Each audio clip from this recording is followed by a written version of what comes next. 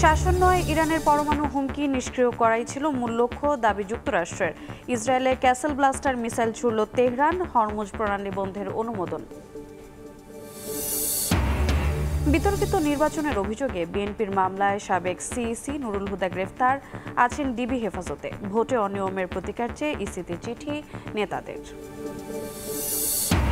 আওয়ামী সরকারের 15 বছরে 3000-এর বেশি মানুষ গুম, কমিশনে জমা পড়েছে 1800 অভিযোগ, এখনও নিখোঁজ 350। প্রতিবেদনে জড়িত 17 কর্মকর্তার নাম। এবং দেশি বিদেশি নয়, এনসিটি টার্মিনাল পরিচালনা করবে চট্টগ্রাম বন্দর, নীতিগত সিদ্ধান্ত সরকারের। প্রস্তুতি শুরু করেছে কর্তৃপক্ষ, 6 মাসে 42 কোটি টাকা খরচের অনুমতি চেয়ে চিঠি।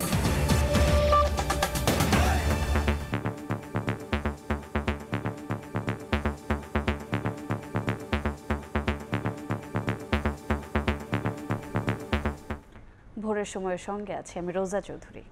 মিডনাইট হ্যামারের প্রতিবাদে রোববার ইসরায়েলে খায়বার শেকন বা ক্যাসেল ব্লাস্টার মিসাইল ছুড়েছে ইরান। জবাবে ইরানের ক্ষেপণাস্ত্র উৎক্ষেপণ কেন্দ্রে হামলা চালায় ইসরায়েল।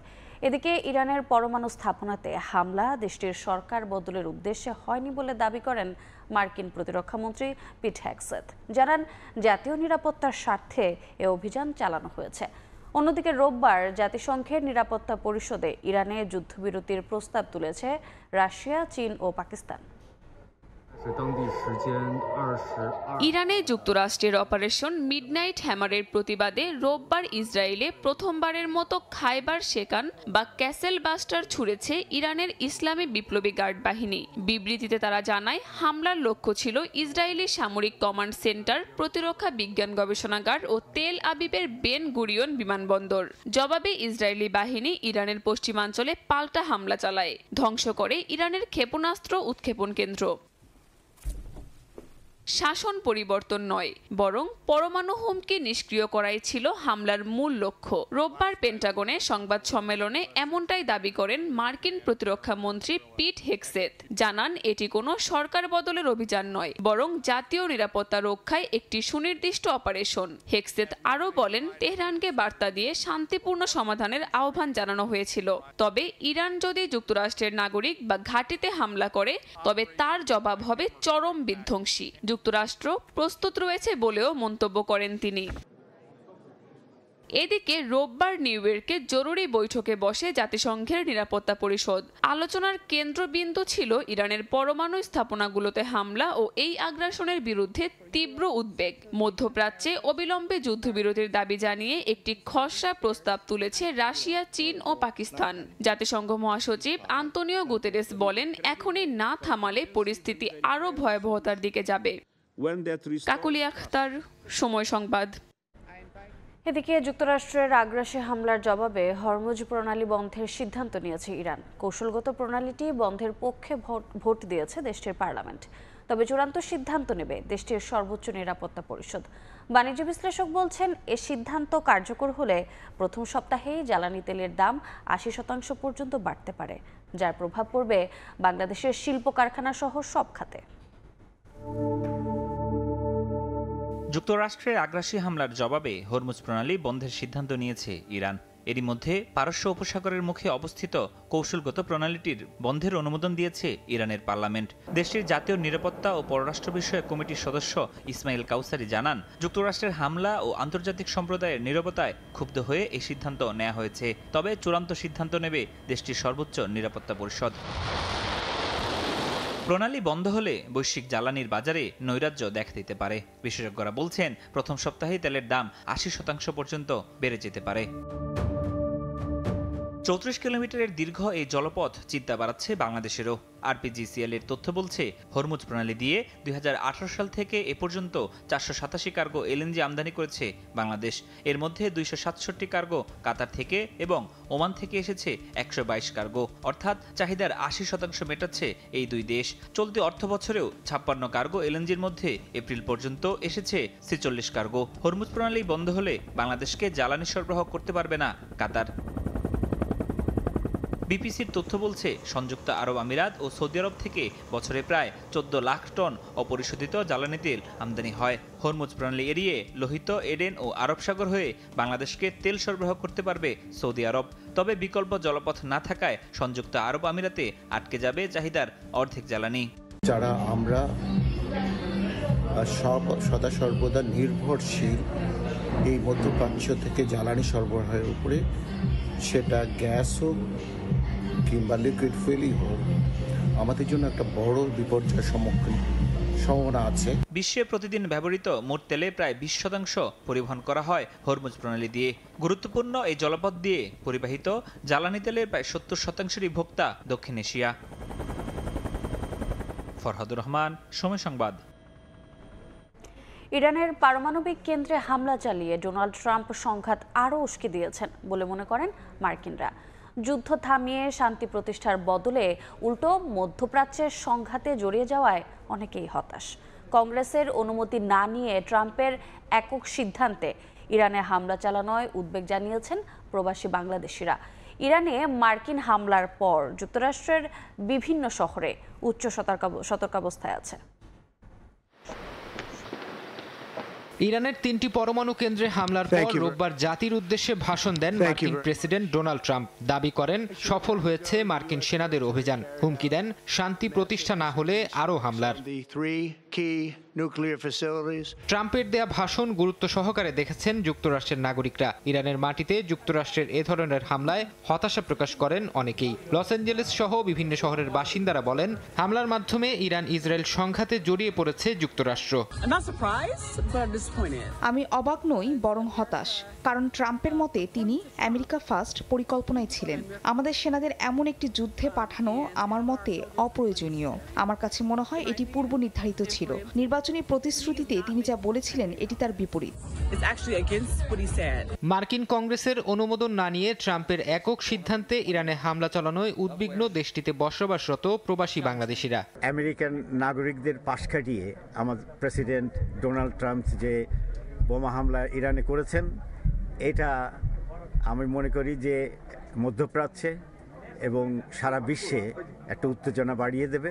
সারা বিশ্ব যুক্তরাষ্ট্রের দিকে তাকিয়েছিল যে আমাদের প্রেসিডেন্ট ডোনাল্ড ট্রাম্প যুদ্ধ বন্ধ করে শান্তি চুক্তি প্রতিষ্ঠা করবে, কিন্তু আমরা দেখলাম তার উল্টো। ইরানে মার্কিন হামলার পর যুক্তরাষ্ট্রের বিভিন্ন শহর উচ্চ সতর্কাবস্থায় আছে। নিউ ইয়র্কের গুরুত্বপূর্ণ স্থাপনায় অতিরিক্ত পুলিশ মোতায়েন করা হয়েছে। ওয়াশিংটনেও সরকারি ভবনগুলোতে বাড়ানো হয়েছে নিরাপত্তা। সব বাহিনীর সঙ্গে সমন্বয় করে পরবর্তী পদক্ষেপ নেওয়া হবে বলে জানিয়েছে স্থানীয় প্রশাসন। ফরহাদ চৌধুরী, সময় সংবাদ। ইরানের পারমাণবিক স্থাপনায় হামলায় উদ্বেগ জানিয়ে দ্রুত উত্তেজনা প্রশমনের আহ্বান জানিয়েছে ঢাকা। রোববার বিকেলে পররাষ্ট্র মন্ত্রণালয়ে ব্রিফিংয়ে এ কথা বলেন মুখপাত্র শাহ আসিফ রহমান। আগামী সপ্তাহের শুরুতেই দেশে ফিরবেন ইরানে আটকে থাকা বাংলাদেশিদের প্রথম দল। এরপর পর্যায়ক্রমে সবাইকে ফিরিয়ে আনা হবে বলেও জানান তিনি। বাংলাদেশ ইসলামী প্রজাতন্ত্র ইরানের পারমাণবিক স্থাপনাগুলোতে সাম্প্রতিক হামলার ঘটনায় গভীর উদ্বেগ প্রকাশ করছে। এই ধরনের পরিস্থিতি একটি ইতোমধ্যেই নাজুক অঞ্চলের স্থিতিশীলতা আরও বিঘ্নিত করার ঝুঁকি তৈরি করে। যে কোনো সংঘাতের শান্তিপূর্ণ সমাধানে সংলাপ ও কূটনৈতিক প্রচেষ্টার পক্ষে বাংলাদেশ তার দীর্ঘদিনের অবস্থান পুনর্ব্যক্ত করছে। ইরানের পার্শ্ববর্তী দেশসমূহের সহযোগিতায় এই প্রত্যাবর্তন প্রক্রিয়াটি সম্পন্ন করা হবে। পররাষ্ট্র মন্ত্রণালয় প্রত্যাশা করছে প্রত্যাবাসন প্রত্যাশীদের প্রথম দলটি আগামী সপ্তাহেই বাংলাদেশে পৌঁছাবে। এদিকে ইসরায়েল ইরান সংঘাতে যুক্তরাষ্ট্র জড়িয়ে পড়ায় শঙ্কিত আন্তর্জাতিক সম্পর্ক বিশ্লেষকরা। তবে ট্রাম্পের এমন আচরণে অবাক নন তারা। বলছেন, নিজেদের কর্তৃত্ব ফলাতে কখনোই কূটনৈতিক শিষ্টাচারের তোয়াক্কা করে না আমেরিকা। যুদ্ধের তীব্রতা বাড়বে কিনা তা এখন ইরানের প্রতিক্রিয়ার ওপর নির্ভর করছে বলেও মনে করেন তারা। তবে বন্ধু রাষ্ট্রের কাছে সামরিক সহযোগিতা না পেলে এই যুদ্ধ ছড়িয়ে পড়ার শঙ্কা দেখছেন না বিশেষজ্ঞরা। জুমান সাদিক জ্যাভলিনের রিপোর্ট। ইসরায়েল ইরান চলমান সংঘাতে এবার আনুষ্ঠানিকভাবেই নিজেদের জড়িয়ে ফেলল মার্কিন যুক্তরাষ্ট্র। প্রেসিডেন্ট ডোনাল্ড ট্রাম্প 2 সপ্তাহ সময় নেয়ার পর দুদিনের মাথায় ইরানের 3 স্থাপনায় হামলার ঘটনায় খুলে গেছে অনেক ভয়াবহ সমীকরণের গতিপথ। মার্কিন যুক্তরাষ্ট্রের এমন অপ্রত্যাশিত আচরণের ফলাফল হতে পারে ভয়াবহ। তবে অবাক হননি আন্তর্জাতিক সম্পর্ক বিশ্লেষকরা। তাদের মতে নিজেদের আধিপত্য ধরে রাখতে দ্বিতীয় বিশ্বযুদ্ধ পরবর্তী এমন একাধিক ঘটনার কলকাঠি নেড়েছে যুক্তরাষ্ট্র। দ্বিতীয় বিশ্বযুদ্ধের পর থেকে যেভাবে তৈরি হচ্ছিল বা তৈরি হয় সেটার সাথে খুব অসঙ্গতিপূর্ণ নয়। তার মানে মার্কিন যুক্তরাষ্ট্রের যে আধিপত্য পৃথিবী জুড়ে সেটা তারা কায়েম করতে চায়। হামলার মধ্য দিয়ে ইরান ইসরায়েলের সমঝোতাকারী হিসেবে বৈধতা হারিয়েছে ওয়াশিংটন। জবাব দিতে মধ্যপ্রাচ্যে মার্কিন সামরিক ঘাঁটিগুলো হতে পারে ইরানের অপেক্ষাকৃত সহজ লক্ষ্য। বিশ্লেষকরা মনে করেন সে পথে হাঁটার আগে ইরানকেও পরবর্তী ঘটনা প্রবাহের জন্য প্রস্তুত থাকতে হবে। প্রায় 40,000 সেনা মোতায়েন করা রয়েছে মধ্যপ্রাচ্যের বিভিন্ন স্থানে, স্থল নৌ সবকিছু মিলিয়ে। সেখানে যদি আক্রমণ করতে চায় ইরান, হয়তো সেটা তুলনামূলকভাবে সহজ টার্গেট হবে এবং সেক্ষেত্রে মার্কিন জনগোষ্ঠীর কাছে কিছুটা হলেও জনপ্রিয়তা হারাবে ট্রাম্প। কিন্তু এটা পাল্টাপাল্টি চলার জায়গাটাই কিন্তু ইরানকে অবশ্যই বিবেচনা করতে হবে। সামরিক নয়, মৌখিক নিন্দা আর কূটনৈতিক তৎপরতায় সীমাবদ্ধ থাকতে পারে ইরানের মিত্রদের সহযোগিতা। তাই যুদ্ধ ছড়িয়ে পড়ার শঙ্কা দেখছেন না বিশ্লেষকরা। ইরানকে সমর্থন দিয়ে ইরানকে মানে সাহায্যে সামরিক কোনো হবে বলে আমার মনে হয় না। তার মানে যেটা হবে সেটা হচ্ছে রাজনৈতিক বা একটা কূটনৈতিক চেষ্টা হয়তো হতে পারে। সহযোগী দেশগুলো আসলে কি ভূমিকা নেবে, কতটা তারা চাইবে যে না এখন ইরানের একটা সমঝোতায় আসা উচিত বা আলোচনায় বসা উচিত, নাকি তারা ইরানকে কিছুটা হলেও মদত দেবে যে না ঠিক আছে তোমরা পাল্টা জায়গাটায় যাও। কিন্তু সমস্যা হচ্ছে যে ইরান তো যেখানে আছে সেখানে টার্গেট গুলো চিহ্নিত, সেখানে যদি আবার আক্রমণ করে অথবা ইন্টেলিজেন্সের মাধ্যমে তথ্যের ভিত্তিতে অন্যান্য যদি আক্রমণ করে, তাহলে অন্যান্য সহযোগী রাষ্ট্রগুলো খুব একটা ভূমিকা রাখতে পারবে। তবে আগামী 48 ঘন্টা মধ্যপ্রাচ্যের ভবিষ্যতের জন্য অত্যন্ত গুরুত্বপূর্ণ সময় বলে মনে করেন বিশ্লেষকরা। তিনি এক ধরনের একটা প্রস্তুতি মানসিকভাবে। জুমান সাদিক, জ্যাভলিন, সময় সংবাদ, ঢাকা। অন্য প্রসঙ্গ, নির্বাচনে অনিয়মের অভিযোগে বিএনপির করা মামলায় সাবেক সিইসি AKM নুরুল হুদাকে গ্রেফতার করেছে পুলিশ। উত্তরা থেকে স্থানীয় জনতা ধরে পুলিশে দিলে ডিবি কার্যালয়ে নেওয়া হয় তাকে। বিতর্কিত নির্বাচনের অভিযোগে শেখ হাসিনাকে প্রধান আসামি করে 3 সিইসি ও 19 কর্মকর্তা সহ অজ্ঞাতনামাদের বিরুদ্ধে মামলা করেছে বিএনপি। একই সঙ্গে ভোটে অনিয়মের প্রতিকার চেয়ে ইসিতে অভিযোগ করেছে দলটির নেতারা। বিতর্কিত নির্বাচনের অভিযোগে বিএনপির করা মামলায় গ্রেফতার হলেন সাবেক সিইসি KM নুরুল হুদা। রোববার সন্ধ্যায় উত্তরা থেকে স্থানীয় জনতা ধরে পুলিশে দেয় তাকে। পরে ডিবি কার্যালয়ে নেওয়া হয় সাবেক সিইসিকে। পুলিশ বলছে শেরেবাংলা নগর থানায় বিএনপির করা মামলার 9 নম্বর আসামি KM নুরুল হুদা অবৈধভাবে নির্বাচনী ছদ্মবেশ ধারণ করে নির্বাচনী ব্যয় নির্ধারণ না করে ঘুষ দিয়ে অবৈধভাবে অন্যকে ভোটে জয় করানোর বিষয়ে তার বিরুদ্ধে যে অভিযোগ, সেই অভিযোগের প্রেক্ষিতে একটি মামলা হয়। উত্তরা 5 নম্বর সেক্টরের এখানে স্থানীয় জনগণ তাকে হেফাজতে নেয়, নিয়ে উত্তরা পশ্চিম থানাকে যখন ইনফর্ম করার পর উত্তরা পশ্চিম থানা পুলিশ সেখানে যায়, গিয়ে তাকে নিয়ে আসে। তৎপরবর্তী সে এখন বর্তমানে ডিবি হেফাজতে আছে এবং পরবর্তী বিষয়গুলো প্রক্রিয়াধীন আছে। এর আগে সকালে বিতর্কিত 3 নির্বাচনে অনিয়মের প্রতিকার চেয়ে ইসিতে চিঠি দেয় বিএনপি। বিএনপির নির্বাহী কমিটির সদস্য সালাহউদ্দিন খানের নেতৃত্বে 3 সদস্যের প্রতিনিধি দল প্রধান নির্বাচন কমিশনারের কাছে আবেদন জমা দেয়। পরে শেরেবাংলা নগর থানায় মামলা করে দলটি। এই যে ভোট তারা করেছে, নির্বাচন কমিশনার সহ তার সহযোগীরা, তাদের বিষয় নিয়ে আমরা একটা অভিযোগ নিয়ে থানায় এবং 2টি অভিযোগ আমরা তাদের কাছে আমরা এই জমা দিলাম। আমরা জানি এই বর্তমান সচিব এবং প্রধান নির্বাচন কমিশনের সাথে যারা অন্যান্য নির্বাচন কমিশনারদের এই যে অভিযোগটা আমরা দিলাম, ওনারা ওটা আইনগত ব্যবস্থা নেবেন। মামলায় শেখ হাসিনাকে প্রধান আসামি করে 3 সিইসি ও 19 কর্মকর্তা সহ অজ্ঞাতনামাদের আসামি করা হয়েছে। আদনান তুর্য, সময় সংবাদ, ঢাকা। রাজনৈতিক দল হিসেবে নিবন্ধনের জন্য নির্বাচন কমিশনে 147টি দল আবেদন করেছে। রোববার নিবন্ধনের আবেদন জমা দিয়ে শাপলা প্রতীক চায় জাতীয় নাগরিক পার্টি। নিরপেক্ষতার ভিত্তিতে সিদ্ধান্তের আহ্বান জানিয়ে ভোটে জয়ের আশা প্রকাশ করেন নেতারা। নির্বাচন কমিশনের রাজনৈতিক দল নিবন্ধনের আবেদন জমা দেওয়ার শেষ দিন ছিল রোববার। এদিন নিবন্ধনের আবেদনের হিড়িক পড়ে। উৎসবমুখর পরিবেশ তৈরি হয় বিভিন্ন দলের নেতাকর্মীর পদচারণায়। আত্মপ্রকাশের প্রায় 4 মাস পর রাজনৈতিক দল হিসেবে নিবন্ধনের আবেদন জমা দিতে নির্বাচন কমিশনে আসে জাতীয় নাগরিক পার্টি। প্রতীক হিসেবে শাপলা চান নেতারা বলেন, আগামীতে জনগণের ম্যান্ডেট নিয়ে সরকার গঠন করবেন তারা। আমরা প্রত্যাশা করব যে ওনারা নিরপেক্ষভাবে আইন অনুযায়ী ওনাদের কার্যক্রম সম্পাদন করবে এবং সেক্ষেত্রে যাতে জাতীয় নাগরিক পার্টি আমরা যাতে কোনো ধরনের বৈষম্যের বা কোনো ধরনের অবিচারের শিকার না হয়। দলের প্রতীক হিসেবে আমরা শাপলা চেয়েছি।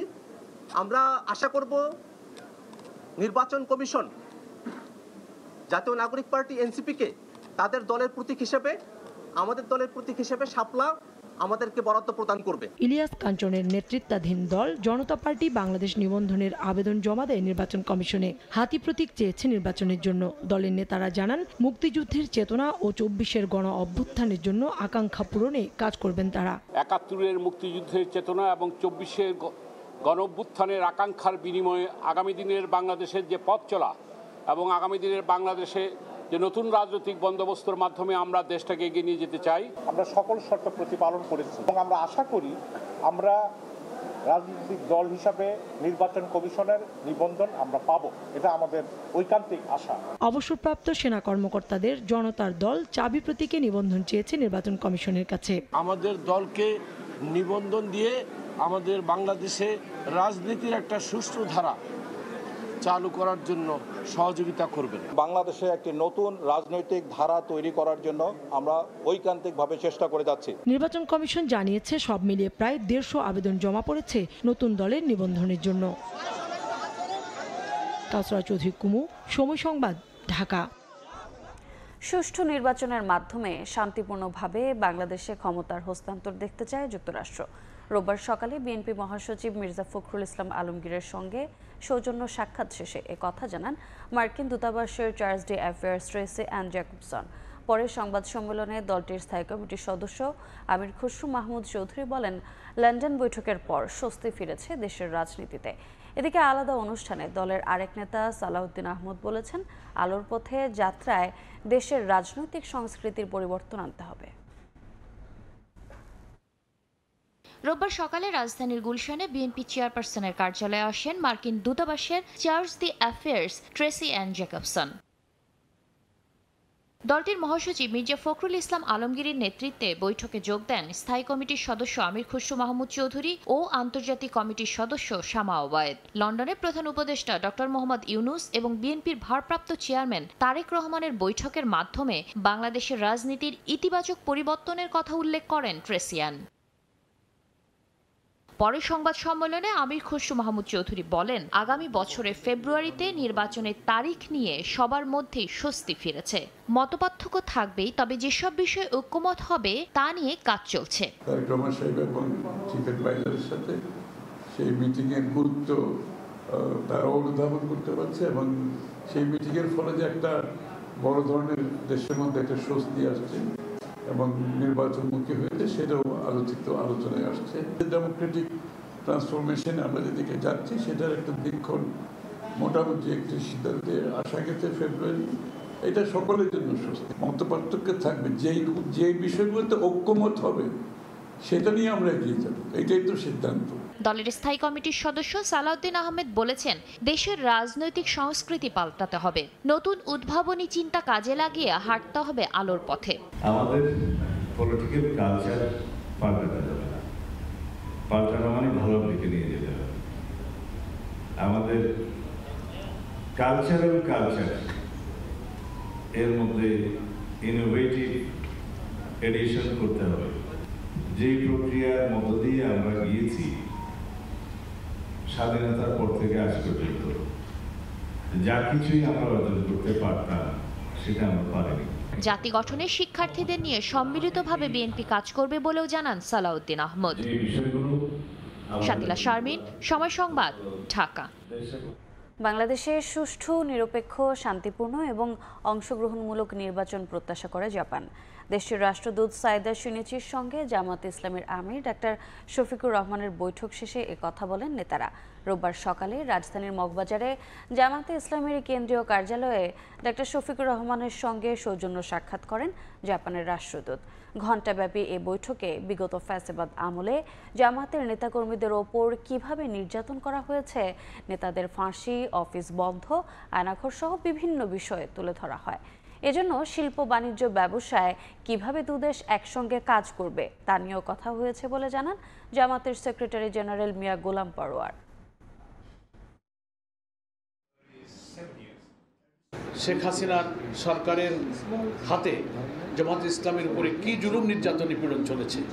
আমাদের নিবন্ধন বাতিল হয়েছে, আমাদের প্রতীক নিষিদ্ধ হয়েছে, অফিস বন্ধ হয়েছে, আমাদের প্রিয় নেতৃবৃন্দকে ফাঁসিতে ঝুলিয়ে হত্যা করা হয়েছে, কারাগারে তারা মৃত্যুবরণ করেছে, রিমান্ড, ক্রস ফায়ার, আয়নাঘর, এইসব ইতিহাসের কথা তিনি তুলে ধরেছেন। মাননীয় অ্যাম্বাসেডর এগুলো খুব মনোযোগ দিয়ে শুনেছেন এবং তিনি বলেছেন যে বাংলাদেশের রাজনীতির এইসব পরিস্থিতি সম্পর্কে তিনি অবহিত।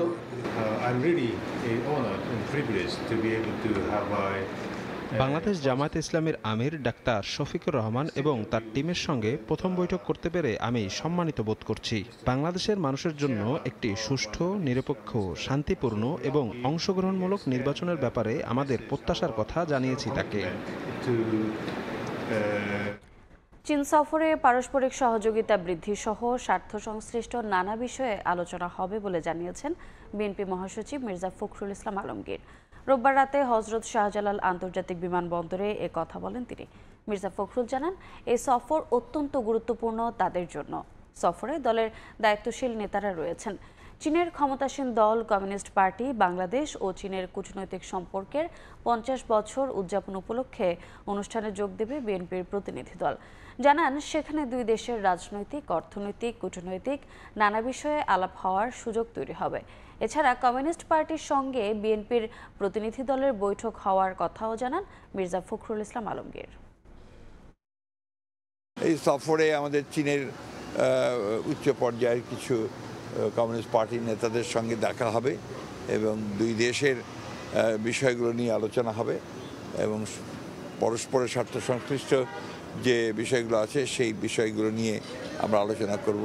আমরা সবাই জানি চীন এখন অনেক বড় অর্থনৈতিক দিক দিয়ে শক্তিশালী একটা দেশ এবং চীনের এই অর্থনৈতিক যে শক্তি, এই শক্তিকে আমরা যদি আমরা কাজে লাগাতে পারি তাহলে আমরা উপকৃত হব। আমাদের দেশের অর্থনৈতিক উন্নয়ন, আমরা সেটাকে সহযোগিতা নিতে পারব। প্রধানমন্ত্রীর মেয়াদ, সংবিধান ও রাষ্ট্রের মূলনীতি নিয়ে দীর্ঘ আলোচনায় একমত হতে পারেনি রাজনৈতিক দলগুলোর নিজস্ব ফোরামে আলোচনার জন্য 2 দিন মুলতবি করা হয়েছে ঐকমত্য কমিশনের বৈঠক। জুলাই মাসের মধ্যে ঐকমত্যের মাধ্যমে জাতীয় সনদ তৈরি করতে দ্বিতীয় দফার আলোচনা করছে জাতীয় ঐকমত্য কমিশন। রোববার প্রধানমন্ত্রীর মেয়াদ, সংবিধান ও রাষ্ট্রের মূলনীতি নিয়ে আলোচনা হয়। এতে যোগ দেন বিএনপি, জামায়াত, এনসিপি সহ বিভিন্ন রাজনৈতিক দলের প্রতিনিধি। বেলা 11:30টায় বৈঠক শুরু হয়ে শেষ হয় বিকেল 5টায়। দীর্ঘ আলোচনায় কোনো বিষয়েই ঐকমত্যে পৌঁছাতে পারেনি দলগুলো। বৈঠক শেষে ঐকমত্য কমিশনের সহসভাপতি অধ্যাপক আলী রিয়াজ জানান, প্রধানমন্ত্রীর মেয়াদ নিয়ে বিএনপি সহ 3 দল বাদে অন্যরা একমত হয়েছে।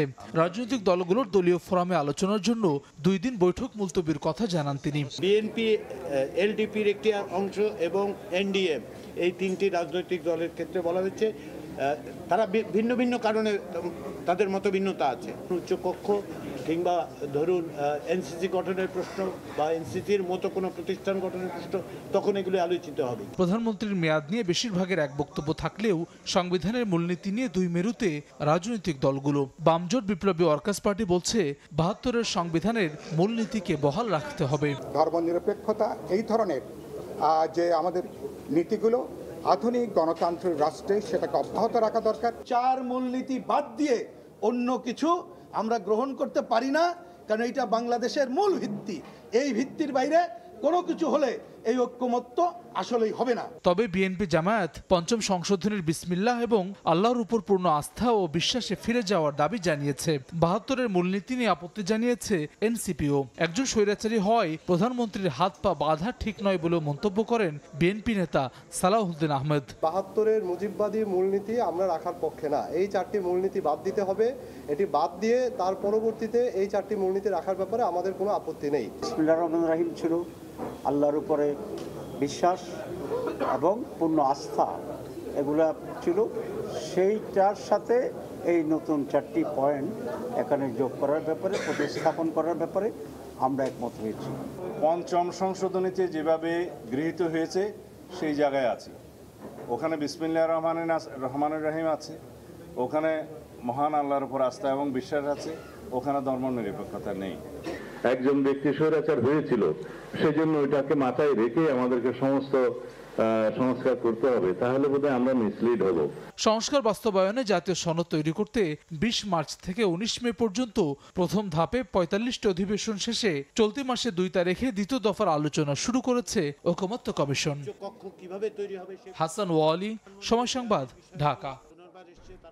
জুলাইয়ের মানবতা বিরোধী অপরাধের বিচারে ঐক্যবদ্ধ জাতি। আন্তর্জাতিক অপরাধ ট্রাইব্যুনাল স্বাধীনভাবে কাজ করছে বলে জানিয়েছেন প্রধান উপদেষ্টা ডক্টর মোহাম্মদ ইউনূস। রাষ্ট্র সংস্কারের সুযোগ কাজে লাগানোর তাগিদ দেন তিনি। বলেন, বিচার বিভাগের আলাদা সচিবালয় হলে স্বায়ত্তশাসন নিশ্চিত হবে, হস্তক্ষেপ মুক্ত হবে বিচার বিভাগ, নিশ্চিত হবে স্বাধীনতা। হোটেল ইন্টারকন্টিনেন্টালে জুডিশিয়ারি ইন্ডিপেন্ডেন্স ডের আয়োজনে একথা বলেন প্রধান উপদেষ্টা। রাজধানীর হোটেল ইন্টারকন্টিনেন্টালে বাংলাদেশ সুপ্রিম কোর্টের আয়োজনে বিচার বিভাগের স্বাধীনতা ও দক্ষতা শীর্ষক এক আন্তর্জাতিক সেমিনারে যোগ দেন বাংলাদেশের আইনজ্ঞরা। বক্তব্য রাখেন প্রধান বিচারপতি, আইন উপদেষ্টা ও অ্যাটর্নি জেনারেল। সেমিনারে বিচার বিভাগের জন্য পৃথক সচিবালয়ের প্রয়োজনীয়তা আবারও তুলে ধরেন প্রধান বিচারপতি। To that end, I reiterate with utmost urgency the need for establishing a separate secretariat for the judiciary.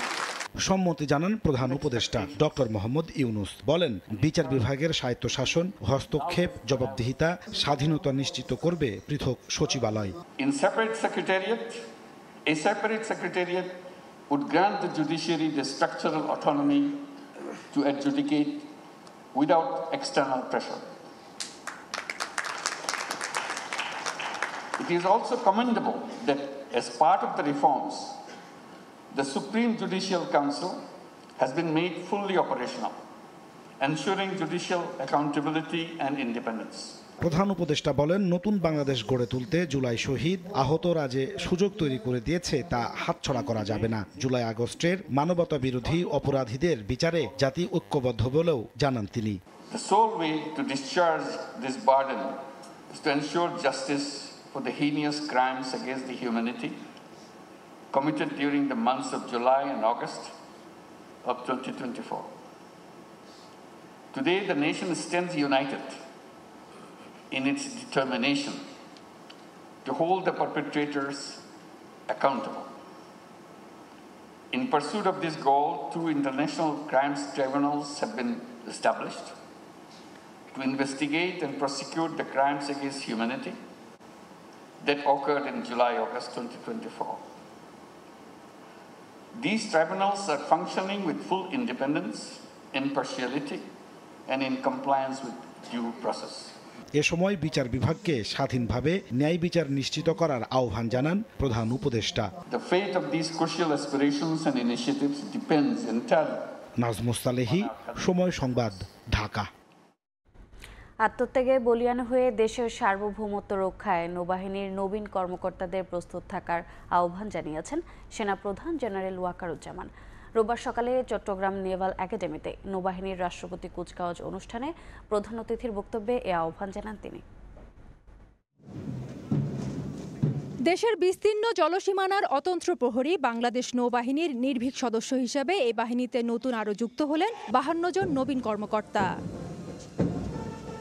রোববার সকালে চট্টগ্রামের পতেঙ্গায় বাংলাদেশ নেভাল একাডেমিতে অনুষ্ঠিত নৌবাহিনীর রাষ্ট্রপতি কুচকাওয়াজের আনুষ্ঠানিকতা শুরুতে প্রধান অতিথি সেনা প্রধান জেনারেল ওয়াকারুজ্জামান চিবে চড়ে কুচকাওয়াজ পরিদর্শন করেন। এরপর বাদ্যের তালে তালে প্যারেড গ্রাউন্ডে নবীন কর্মকর্তাদের একে একে 8টি প্লাটুন সালাম জানান সেনাপ্রধানকে।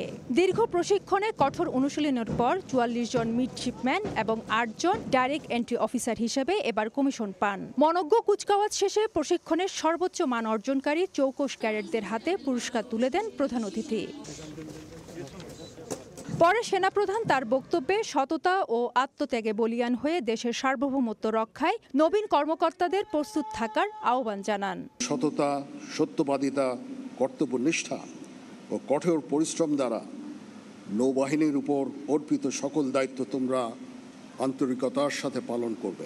এই সময় কঠোর সাধনায় স্বপ্ন ছুঁতে পারায় উচ্ছ্বাস জানান নবীন অফিসাররা। অনেক ভালো লাগছে, দীর্ঘ 3 বছর কষ্ট করেছি, এখন দেশের জন্য কাজ করছি, তাই ইনশাআল্লাহ আমার দেশ এবং আমার নৌবাহিনীর প্রতি কাজ করে যেতে চেষ্টা করব। আমার মেয়ে আজকে দেশের জন্য কিছু করতে পারবে, এই জন্য আমার কাছে খুবই নিজেকে গর্বিত মনে হচ্ছে। আনুষ্ঠানিকতার শেষ পর্যায়ে ঐতিহ্য অনুযায়ী প্রধান অতিথির উপস্থিতিতে নবীন অফিসারদের র্যাঙ্ক ব্যাচ পরিয়ে দেন তাদের অভিভাবকরা।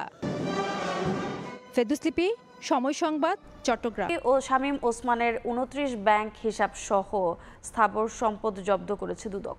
এদিকে সাবেক ভূমিমন্ত্রী সাইফুজ্জামান জাভেদের 3 সন্তানের দেশ ত্যাগে নিষেধাজ্ঞা দিয়েছেন আদালত। খেলবো সকল অশুভ শক্তির বিরুদ্ধে, আমরা খেলবো সকল সন্ত্রাসের বিরুদ্ধে।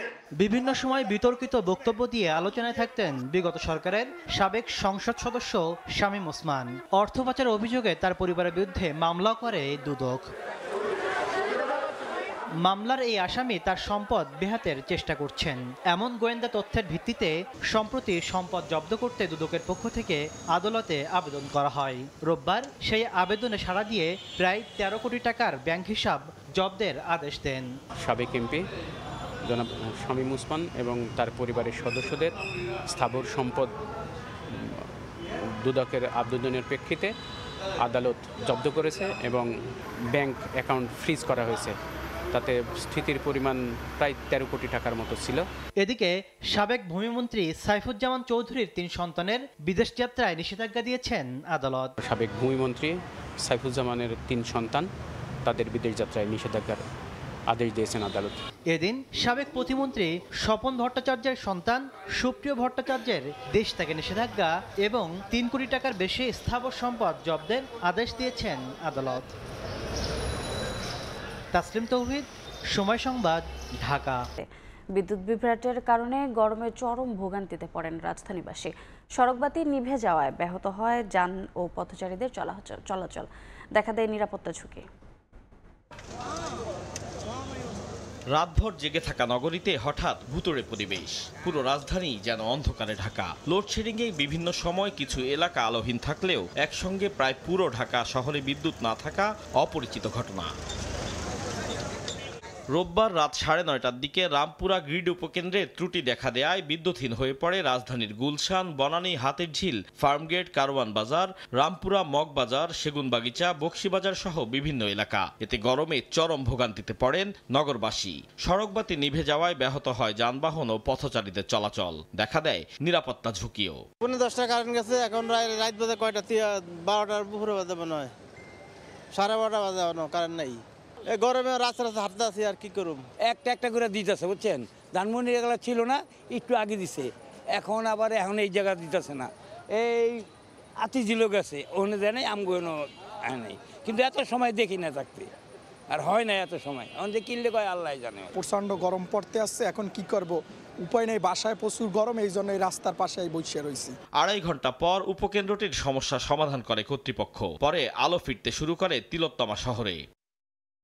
রাত আনুমানিক 9:10টার দিকে ওখানে আকাঙ্ক্ষিতভাবে একটা ফল্ট ডিটেক্ট হয় এবং পরবর্তীতে রামপুরা সাব স্টেশনটি বন্ধ হয়ে যাওয়ার কারণে ঢাকার একাংশে বিদ্যুৎ বিচ্ছিন্ন হয়ে যায়। তাৎক্ষণিকভাবে আমাদের প্রকৌশলীরা কাজে নেমে পড়েছিলেন এবং ওনারা চেষ্টা করে রাত 11:45 নাগাদ, মানে 12:15 নাগাদ আমাদের পুরোপুরি রেস্টোরেশন কাজ সম্পন্ন হয়েছে এবং বর্তমানে পরিস্থিতি স্বাভাবিক এবং নিয়ন্ত্রণে আছে। এর আগে 2023 সালের 5 অক্টোবর আমিনবাজার পাওয়ার গ্রিডে বিপর্যয় দেখা দেয়ায় বিদ্যুৎহীন হয়ে পড়েছিল রাজধানী সহ কয়েকটি এলাকা। হয়ে 24 ঘন্টায় 5 জনের মৃত্যু হয়েছে। যা চলতি বছর করোনায় একদিনের সর্বোচ্চ মৃত্যু।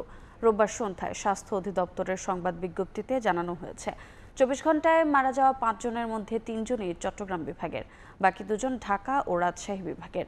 স্বাস্থ্য অধিদপ্তরের তথ্য অনুযায়ী গত 24 ঘন্টায় 621 জনের নমুনা পরীক্ষায় কোভিড শনাক্ত করা হয়েছে। সেই হিসাবে শনাক্তের হার 5.80%।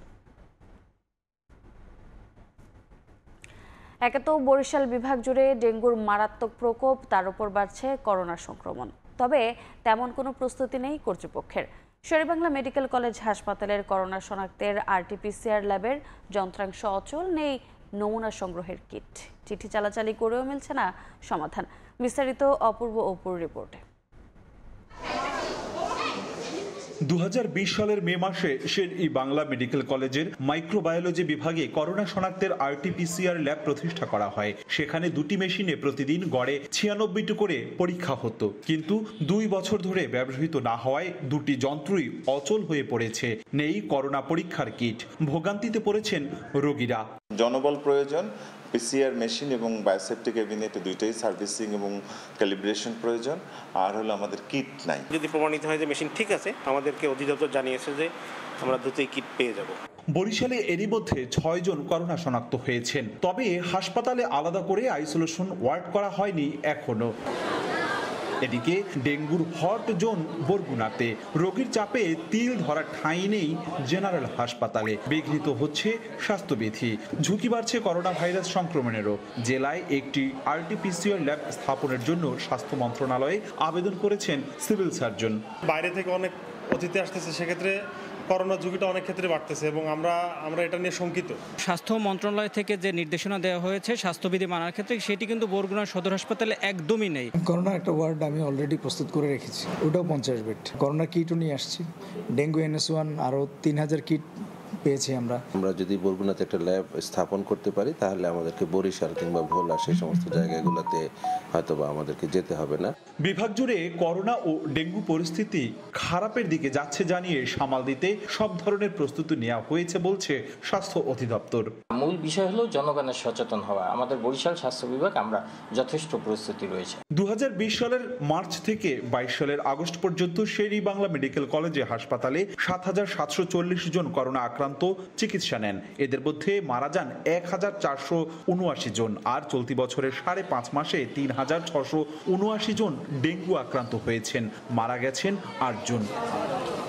অপূর্ব অপু, সময় সংবাদ, বরিশাল। পুকুর কমে যাওয়ায় রান্নার কাজে ব্যবহারের জন্য বছর জুড়ে বৃষ্টির পানি মজুত করা হয় প্রতিটি বাড়িতে। আর এই জমানো পানিতে বংশ বিস্তার করছে এডিস মশা, যার কারণে বরগুনার প্রায় প্রতিটি বাড়িতেই ডেঙ্গু আক্রান্ত রোগী শনাক্ত হচ্ছে জানিয়েছে IEEDCR।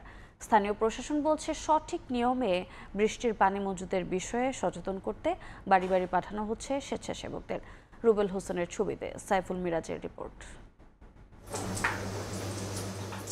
রান্নার রং ও স্বাদ ধরে রাখতে বরগুনায় দশকের পর দশক ধরে ব্যবহার করা হচ্ছে পুকুরের পানি, কিন্তু অপরিকল্পিতভাবে নগরায়ন ও নিয়ম নীতির তোয়াক্কা না করে জলাশয় ভরাট করায় সংকট দেখা দিয়েছে পানির এ উৎসের। এতে স্থানীয়রা আয়রনযুক্ত গভীর নলকূপের পানি ব্যবহার না করে রান্নার কাজে ব্যবহারের জন্য বছর জুড়ে ড্রামে করে সংরক্ষণ করেন বৃষ্টির পানি। আর এই বৃষ্টির পানি এখন কাল হয়ে দাঁড়িয়েছে বরগুনাবাসীর জন্য। বৃষ্টির পানিতে মূলত খাবারের টেস্ট ভালো আসে আর রংটাও পরিবর্তন হয় না। বৃষ্টির পানি সংরক্ষণেরও সচেতন হওয়ার বিকল্প আমাদের এই অঞ্চলের মানুষের নেই। তো এখন পুকুর নাই দেখে সবাই আসলে বৃষ্টির উপর নির্ভর করেই আসলে পানিটা জমিয়ে রাখে। ডেঙ্গু আক্রান্ত রোগীর সংখ্যা বৃদ্ধি পাওয়ার কারণ অনুসন্ধানে কাজ করছে IEDCR এর একটি প্রতিনিধি দল। দলের সদস্যরা বলছেন, নোংরা পানিতে নয়, এডিস মশা বংশবিস্তার করে স্বচ্ছ পানিতে।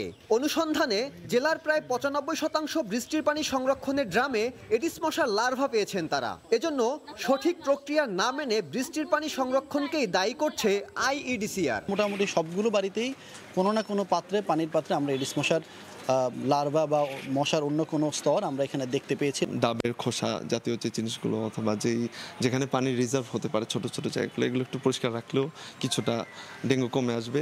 সঠিক প্রক্রিয়া অবলম্বন করে বৃষ্টির পানি সংরক্ষণের জন্য স্থানীয়দের সতর্ক করা হচ্ছে বলে জানায় জেলা প্রশাসন। নির্দেশনা না মানলে আইনগত ব্যবস্থা নেওয়ার হুঁশিয়ারি জেলা প্রশাসকের। স্বেচ্ছাসেবীদেরকে আমরা পাঠাচ্ছি, তারা বাসাবাড়িতে যেয়ে কিভাবে পানি সংরক্ষণ করলে এই ডেঙ্গুর লাভরা থাকবে না সে বিষয়টি তাদেরকে বোঝানো হচ্ছে এবং এর পরবর্তীতে ধারাবাহিকতায় আমরা ভ্রাম্যমাণ আদালত পরিচালনা করে আমাদের আইনগত ব্যবস্থা যে সুযোগগুলো আছে আমরা সেটা কাজে লাগাবো। বরগুনায় ডেঙ্গু আক্রান্তের সংখ্যা 2300 ছাড়িয়েছে আর মৃত্যু হয়েছে 22 জনের। সাইফুল মিরাজ, সময় সংবাদ। সুযোগ বাতিল করে নতুন অর্থ বছরের জন্য প্রস্তাবিত বাজেট অনুমোদন দিল উপদেষ্টা পরিষদ। গতানুগতিক বাজেটের সমালোচনায় অর্থ উপদেষ্টা বললেন, পুরনো পথেই হাইওয়ে হয়। রোববার বিকেলে সচিবালয়ে বাজেট অনুমোদন পরবর্তী সংবাদ সম্মেলনে তিনি বলেন, বাজেট বাস্তবায়নের সবচেয়ে বড় চ্যালেঞ্জ দুর্বল প্রতিষ্ঠান। ভবিষ্যৎ প্রজন্মের উপর ঋণের বোঝা বাড়াতে চায় না সরকার। টাকা প্রবাহ কমিয়ে মূল্যস্ফীতি নিয়ন্ত্রণের চেষ্টায় নতুন অর্থ বছরের জন্য 7,90,000 কোটি টাকার বাজেট প্রস্তাব করেছিলেন অর্থ উপদেষ্টা। এবার সংসদ না থাকায় রোববার সকালে অনুষ্ঠিত উপদেষ্টা পরিষদেই অনুমোদন পেল বাজেট। সবচেয়ে বড় একটা চ্যালেঞ্জ আমরা দেখলাম, আমরা যে ইমপ্লিমেন্ট করব অনেক প্রতিষ্ঠান উইক হয়ে গেছে। অন্য যে কোনো সময়ের তুলনায় বাজেট ঘাটতি কম হয়েছে উল্লেখ করে উপদেষ্টা জানান, বাজেট সহায়তা হিসেবে বর্তমান সরকার প্রায় $230 কোটি পাচ্ছে। আমরা চাই না যে আমরা ভবিষ্যতে ডিফল্টার হই। সেকেন্ড হলো, ভবিষ্যতে প্রজন্মের উপর আমরা বিরাট ঋণের বোঝা চাপাতে চাই না। এবারের বাজেটে সবচেয়ে আলোচিত বিষয় ছিল কালো টাকা সাদা করার সুযোগ। এটি আর থাকবে না বলে জানানো হয়। এ সময় সুইস ব্যাংকের টাকা কিভাবে গেল তা নিয়ে সরকার উদ্বিগ্ন বলে জানান উপদেষ্টা। তারা রেগুলার ট্যাক্স দিবে, মানে marginal rate 30% regular tax plus 10% অতিরিক্ত দিবে। এটা কালো টাকা সাদা বলে আমরা মনে করি না। এটা চিন্তার উদ্বেগ করে আর কি, সুইস ব্যাংক করে টাকা চলে গেল। তবু কিন্তু আমরা দেখছি সিরিয়াসলি, আমরা ওইটা আলাপ করেছি, এসিসি দেখবে, ব্যাংক দেখবে এবং অন্য হিসেবে আমরা দেখছি।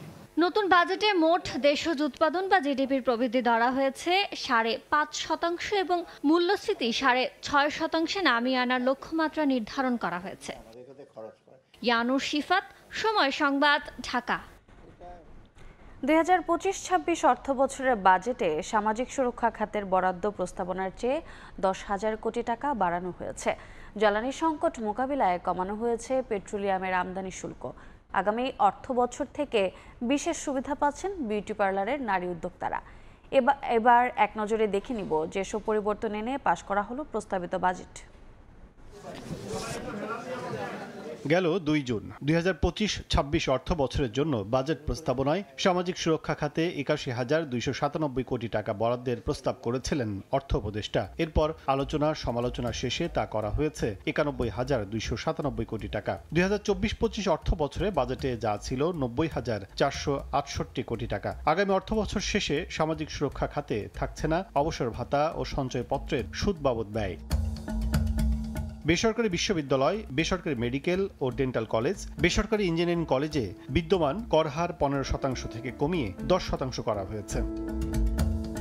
জ্বালানি সংকট কাটাতে পরিশোধিত পেট্রোলিয়াম আমদানিতে আগাম কর 7.5% থেকে নামিয়ে করা হয়েছে 2%, আর অপরিশোধিত পেট্রোলিয়াম আমদানিতে শুল্ক 5% থেকে কমিয়ে 3% করা হয়েছে। নবায়নযোগ্য জ্বালানির ব্যবহার বাড়াতে সোলার ইনভার্টারের আমদানি শুল্ক 10% থেকে কমিয়ে নির্ধারণ করা হয়েছে 1%। ঝুট থেকে রিসাইক্লিং প্রক্রিয়ায় তুলা উৎপাদনে ভ্যাট অব্যাহতি দিয়ে পাশ করা হয়েছে 2025-26 অর্থ বছরের বাজেট। হার্টের রিং ও চোখের লেন্স আমদানিতে আগাম কর অব্যাহতি দেওয়া হয়েছে, ভ্যাট থাকছে না বল পয়েন্ট আমদানিতেও। নারী উদ্যোক্তাদের উৎসাহ দিতে বিউটি পার্লারের জায়গা ও স্থাপনা ভাড়ায় ভ্যাট তুলে দেওয়া হয়েছে এবারের বাজেটে। সম্পত্তি হস্তান্তর করার ক্ষেত্রে বিদ্যমান কর হার 8, 6 ও 4% থেকে কমিয়ে করা হয়েছে 5, 3 ও 2%। সরকারি কর্মচারীদের ন্যূনতম বিশেষ ভাতা 1,000 টাকা থেকে বাড়িয়ে 1,500 টাকা, আর পেনশনভোগীদের জন্য 500 টাকা থেকে বাড়িয়ে 750 টাকা নির্ধারণ করা হয়েছে। স্বল্পোন্নত দেশ হতে উত্তরণের পর রপ্তানি খাতে বিদ্যমান প্রণোদনা প্রত্যাহারের তৃতীয় ধাপ পিছিয়ে আগামী বছরের 1 জুলাই করা হয়েছে। কাজল আব্দুল্লাহ, সময় সংবাদ, ঢাকা। ঈদে নতুন টাকা পেতে কারাকারি হলেও এখন বরং করকরে নোট নিয়ে বিপাকে সাধারণ মানুষ। কাটা যাচ্ছে না মেট্রোর টিকিট, সিআরএম জমা নিচ্ছে না আমানত। ভোগান্তির ৩ সপ্তাহেও টনক নড়ছে না কেন্দ্রীয় ব্যাংক ও সংশ্লিষ্ট প্রতিষ্ঠানগুলোর। জানালো নতুন টাকা শনাক্তকরণে সফটওয়্যার আপডেটে সময় লাগবে আরও অন্তত 15 দিন। শরীফ রুবেলের ছবিতে সাইফুল ইসলামের রিপোর্ট। ঈদের আগে ১ জুন বাজারে ২০, ৫০ ও ১,০০০ টাকার নতুন নোট ইস্যু করে বাংলাদেশ ব্যাংক। এই টাকা পেতে সাধারণ মানুষের চেষ্টার অন্ত ছিল না, কিন্তু এখন নতুন নোট যেন নতুন এক ভোগান্তির নাম। টিকিটের জন্য মেট্রো রেলের ভেন্ডিং মেশিন নিচ্ছে না নতুন টাকা। নতুন নোট দিয়েছিলাম, সেটা সাথে সাথে ব্যাগ দিয়ে দিয়েছে মেশিন। টিকিট কাটা যায় না। পবিত্র ঈদুল আজহার আগে এই নোটটি বাজারে ছাড়ে কেন্দ্রীয় ব্যাংক, কিন্তু মানুষের অভিযোগ আছে মেট্রো রেল স্টেশনে এই নোট দিয়ে টিকিট কাটা যাচ্ছে না। তার সত্যতা যাচাইয়ে মতিঝিল মেট্রো রেল স্টেশনে সময় টেলিভিশন। দীর্ঘক্ষণ লাইনে দাঁড়িয়ে ৫০ টাকার নোট দিয়ে মেট্রো রেলের ভেন্ডিং মেশিনে টিকিট কাটতে গেলে বারবারই ফিরে আসে নতুন নোটটি। টিকিট না কিনেই ফিরতে হয় সময় টেলিভিশনকে। অসুবিধা শুধু মেট্রোতে নয়, ক্যাশ রিসাইলিং মেশিন বা সিআরএম মেশিনে আমানত জমা দিতে গিয়ে বিপাকে পড়ছেন গ্রাহকরা। এটিএমে জমা দিতে আসছি, টাকাটা জমা দিতে পারিনি। বারবার এই অ্যাকাউন্ট দিতে হয়, আইডি কার্ড দিতে হয়, একটু ভোগান্তি হয়। নতুন নোট শনাক্ত করার জন্য মেশিনগুলোর সফটওয়্যার আপডেট না থাকায় এই ভোগান্তি উল্লেখ করে বাংলাদেশ ব্যাংক বলছে সংকট সমাধানে কাজ চলছে। কোম্পানিগুলোর কাছে তারা অলরেডি যোগাযোগ করছে এবং তারা কোডিংয়ের কাজটা সম্পূর্ণ করছে। নতুন নোট বাজারে ছাড়ার আগেই এসব বিষয়ে প্রস্তুতি নেওয়া উচিত ছিল বলে মত ব্যাংক খাত সংশ্লিষ্টদের। সেটেলমেন্ট নোটগুলো ছাপানোর আগে তার এক্সিস্টিং ইনফ্রাস্ট্রাকচারের কথা চিন্তা করবে না। আগামী আগস্টে সব ধরনের নতুন টাকা বাজারে আসবে বলে জানিয়েছে কেন্দ্রীয় ব্যাংক। সাইফুল ইসলাম, সময় সংবাদ, ঢাকা। কয়েক মাসের মধ্যে একীভূত হচ্ছে গ্লোবাল ইউনিয়ন সহ ইসলামী ঘরানার 5 ব্যাংক।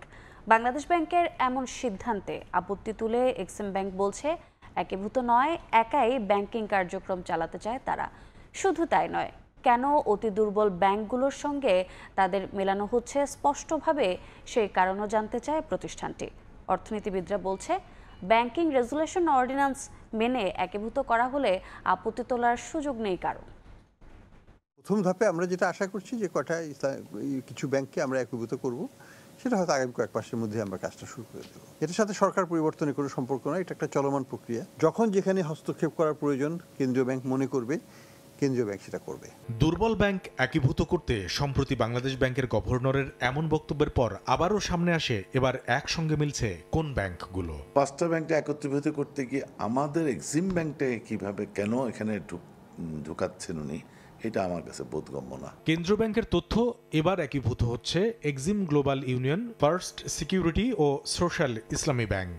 ব্যাংকগুলোর বর্তমান কার্যক্রমে দেখা যাচ্ছে আমদানি রপ্তানি বাণিজ্যের সঙ্গে প্রবাসী আয় দেশে আনার ক্ষেত্রে অন্য 4 ব্যাংকের চেয়ে বেশ এগিয়ে এক্সিম ব্যাংক।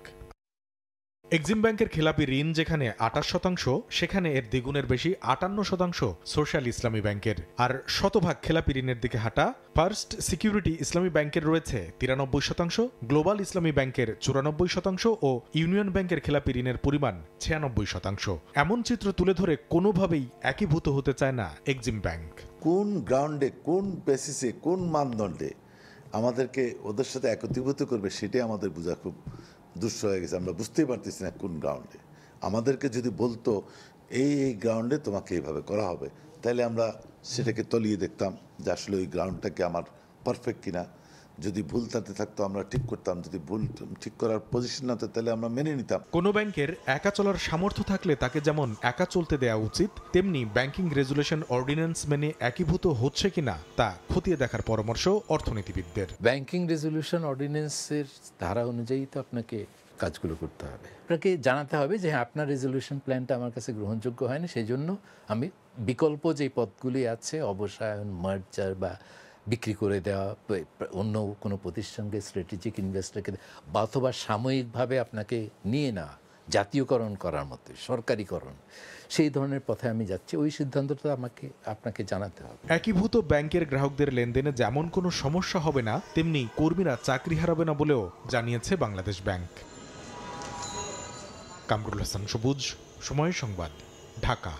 এটার নয়, আগামী 6 মাস বহুল আলোচিত এনসিটি টার্মিনাল চট্টগ্রাম বন্দরকে দিয়েই পরিচালনার নীতিগত সিদ্ধান্ত নিয়েছে সরকার। নৌপরিবহন মন্ত্রণালয় থেকে সিদ্ধান্ত পাওয়ার পর টার্মিনাল পরিচালনার প্রস্তুতি নিতে শুরু করেছে বন্দর কর্তৃপক্ষ। এক্ষেত্রে প্রতি মাসে 7 কোটি হিসাবে 6 মাসে 42 কোটি টাকা খরচের জন্য সরকারের কাছে অনুমতি চেয়ে চিঠিও দিয়েছে বন্দর। নূরজামাল আতিকের ক্যামেরায় বিস্তারিত জানাচ্ছেন কমল দে।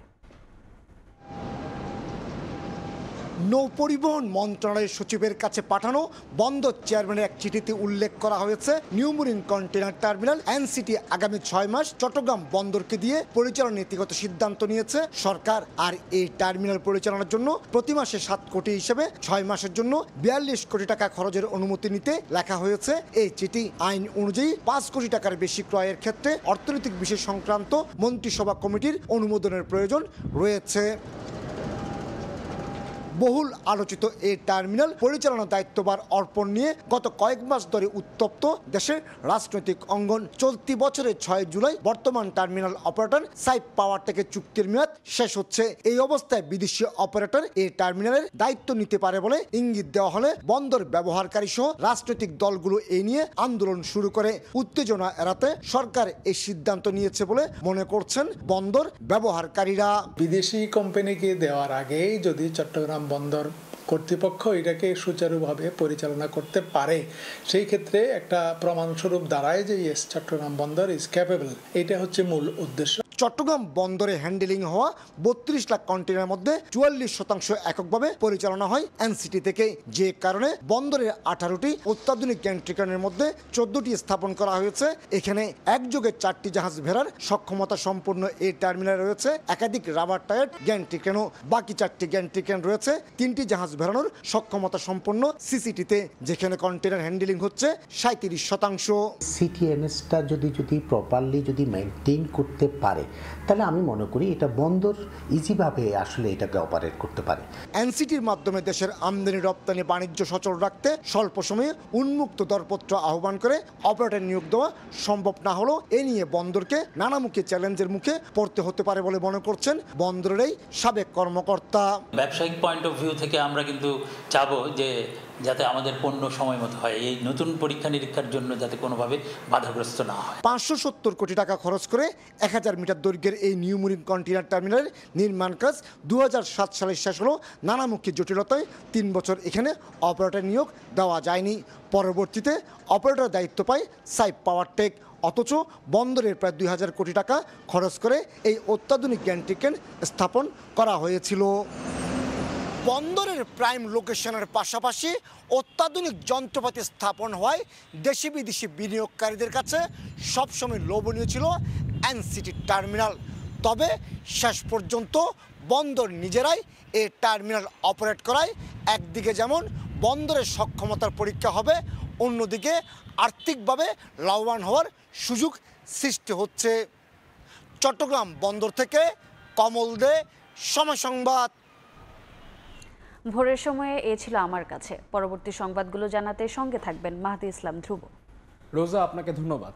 20 বছরেও হয়নি সংস্কার, দেয়াল থেকে খসে পড়ে পলেস্তারা, ভবনের ছাদ বেয়ে চুয়ে পড়ে পানি। এমন দুর্ভোগের মধ্যে কাজ করতে হচ্ছে ঝালকাঠির শেখেরহাট পুলিশ ফাঁড়ির সদস্যদের। সেবা নিতে এসে ভোগান্তিতে পড়েন সাধারণ মানুষও। বিষয়টি অবগত করে ঢাকায় পুলিশ হেডকোয়ার্টারে চিঠি পাঠানো হবে বলে জানিয়েছে গণপূর্ত বিভাগের নির্বাহী প্রকৌশলী। জরাজীর্ণ ভবন, খসে পড়ছে পলেস্তারা, এমন পরিস্থিতির মধ্যেই কাজ করছেন পুলিশ সদস্যরা। এ চিত্র ঝালকাঠি শহরের শেখেরহাট পুলিশ ফাঁড়ির। নির্মাণ কাজ শেষে 2001 সালে ভবনটির উদ্বোধন করা হয়। তবে 24 বছরেও হয়নি কোনো সংস্কার।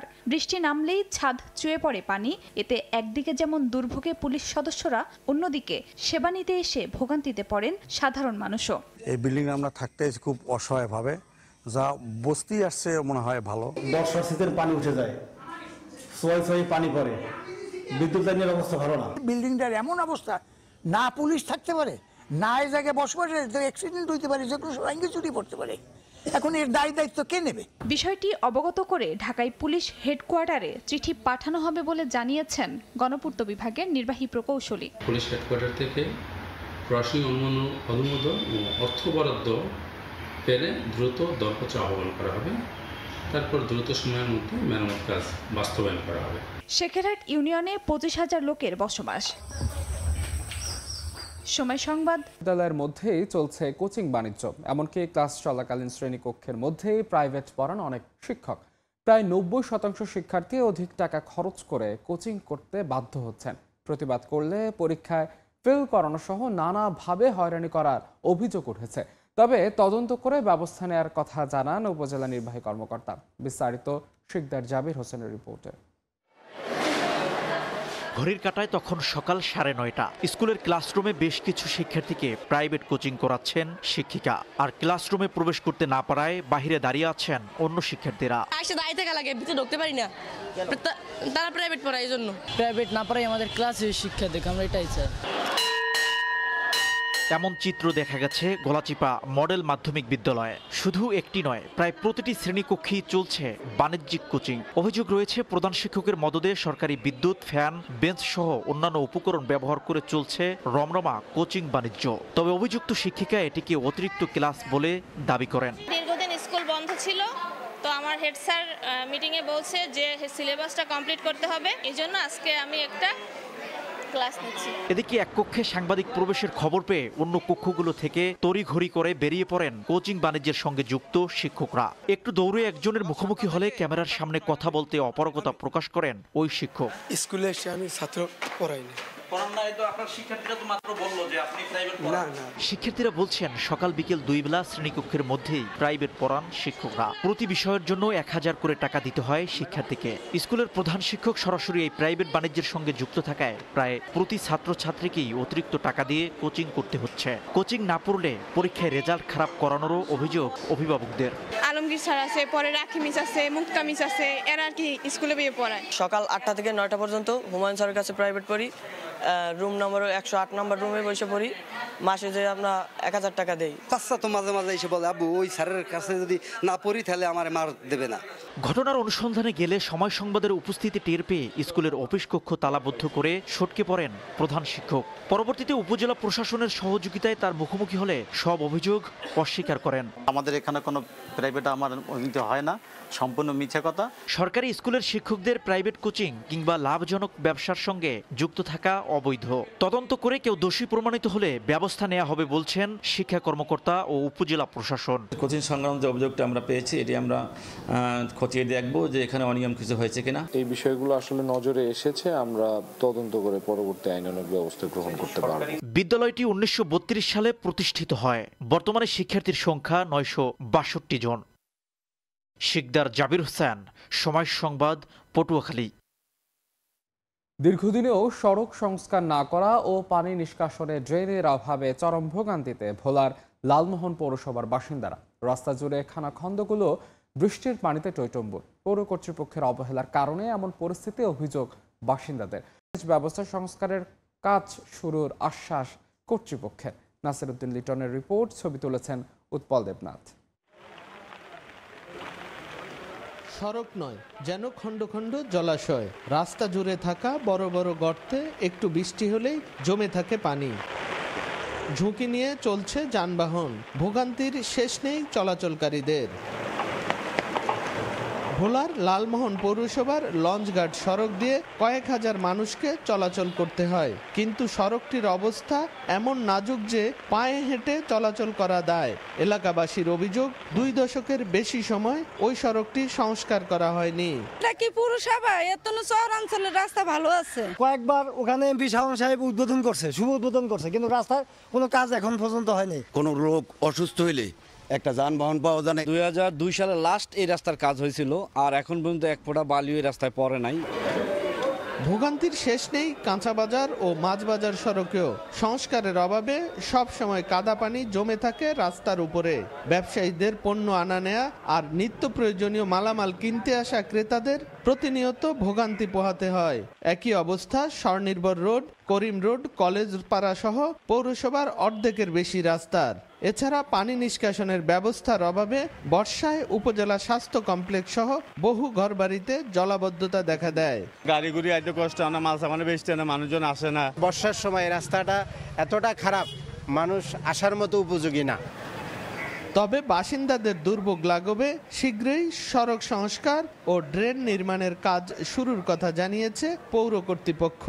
বিভিন্ন সড়ক আমাদের ডিপিপির অন্তর্ভুক্ত আছে নির্মাণের জন্য, সেগুলো এবছর ডিসেম্বরের মধ্যে সম্পন্ন হবে।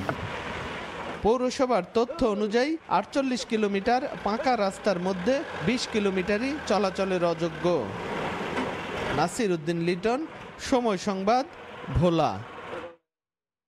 প্রতি বছরই বাঁধ ভেঙে পায়রা নদীর ভাঙনের কবলে পড়েন পটুয়াখালীর দুমকি উপজেলার আঙ্গারে ইউনিয়নের বাসিন্দারা। ফসলি জমি ও ভিটেমাটি হারিয়ে নিঃস্ব হয়ে পড়েন অনেকেই। ত্রাণ নয়, স্থায়ী বাঁধ নির্মাণের দাবি জানান দুর্গত এলাকার বাসিন্দারা। সুজন দামের ছবি এবং মোহাম্মদ মনির হোসেন বাদলের তথ্য নিয়ে রিপোর্ট। ঘর ছিল, ভিটে মাটি ছিল, তবে নদীর আগ্রাসন সবই কেড়ে নিল। মাথা গোজার ঠাঁইটুকু হারিয়ে নিঃস্ব পটুয়াখালীর দুমকি উপজেলার শাহনাজ বেগম।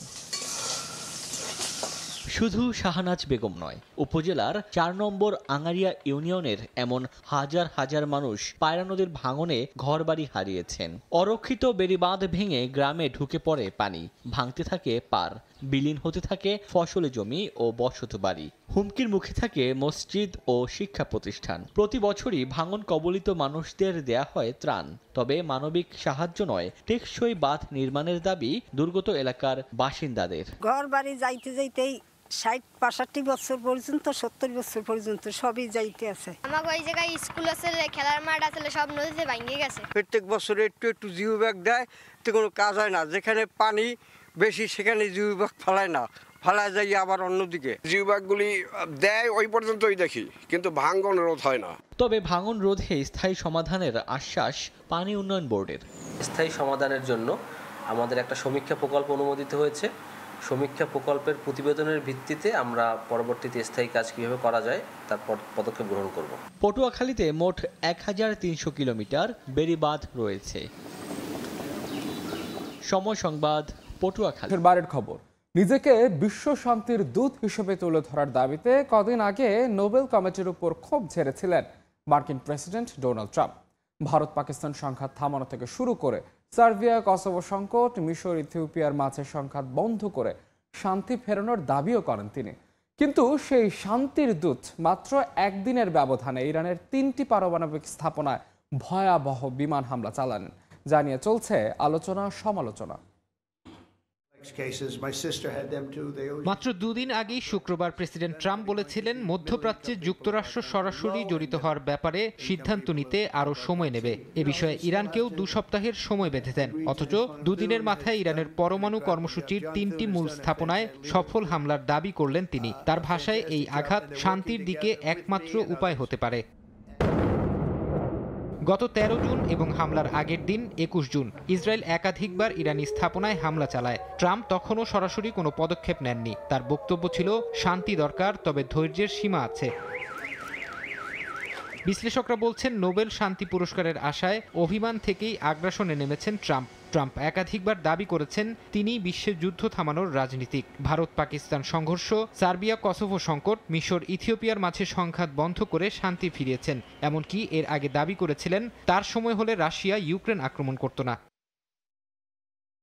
এত কিছু সত্ত্বেও নোবেল শান্তি পুরস্কার না পাওয়ার ক্ষোভ তাড়িয়ে বেড়াচ্ছিল ট্রাম্পকে। হামলার পরে হোয়াইট হাউস থেকে জাতির উদ্দেশ্যে দেয়া ভাষণে ট্রাম্প বলেন, শান্তি আসুক এটাই কামনা, কিন্তু যদি না আসে তাহলে ইরানের জন্য অপেক্ষা করছে এমন এক ট্র্যাজেডি যা ইতিহাসে লেখা থাকবে। এই অবস্থায় পরমাণু স্থাপনায় হামলার মধ্য দিয়ে ট্রাম্পের শান্তি স্থাপনের দাবিকে অযৌক্তিক ও মর্মান্তিক বলছেন বিশ্লেষকরা। ফরহাদ চৌধুরী, সময় সংবাদ। মার্কিন প্রেসিডেন্ট ডোনাল্ড ট্রাম্পকে শান্তিতে নোবেল পুরস্কারে মনোনয়নের পরদিনে ইরানে মার্কিন হামলার নিন্দা জানায় পাকিস্তান। যুক্তরাষ্ট্রের এই পদক্ষেপকে আন্তর্জাতিক আইনের সম্পূর্ণ লঙ্ঘন বলে দাবি করে ইসলামাবাদ। ইরানের প্রেসিডেন্টের সঙ্গে ফোন আলাপে এই হামলার বিরুদ্ধে পাকিস্তানের অবস্থান স্পষ্ট করেন পাকিস্তানের প্রধানমন্ত্রী। এ যেন যুদ্ধ আর শান্তির মধ্যে বিভ্রান্তিকর এক পরিস্থিতি। ভারত পাকিস্তান সংঘাত ইস্যুতে কূটনৈতিক নেতৃত্বের জন্য ২০২৬ সালের শান্তিতে নোবেল পুরস্কারে শনিবার মার্কিন প্রেসিডেন্ট ডোনাল্ড ট্রাম্পকে মনোনয়নের ঘোষণা দেয় পাকিস্তান। তবে মত পরিবর্তন করতে দেরি করেনি দেশটি। ইরানের যুক্তরাষ্ট্রের বোমা বর্ষণে মুখ ঘুরিয়ে নেয় ইসলামাবাদ। হামলার নিন্দাও জানায় তারা। স্থানীয় সময় রোববার ভোরে মার্কিন যুদ্ধবিমান ও সাবমেরিন থেকে ইরানের 3টি পরমাণু স্থাপনায় হামলা চালানোর পর এক বিবৃতিতে পাকিস্তান এ পদক্ষেপকে আন্তর্জাতিক আইনের সম্পূর্ণ লঙ্ঘন বলে দাবি করে। ইরান সংকট সমাধানের একমাত্র পথ কূটনীতি বলে উল্লেখ করা হয় বিবৃতিতে। পাশাপাশি ইরানের আত্মরক্ষার অধিকার রয়েছে বলেও জানায় দেশটি।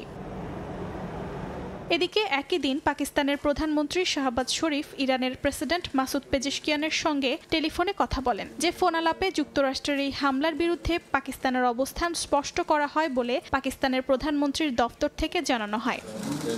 অর্জিতা শাহজিন, সময় সংবাদ। ইরানে হামলার পর আবারও আলোচনায় যুক্তরাষ্ট্রের বাংকার বাস্টার বোমা।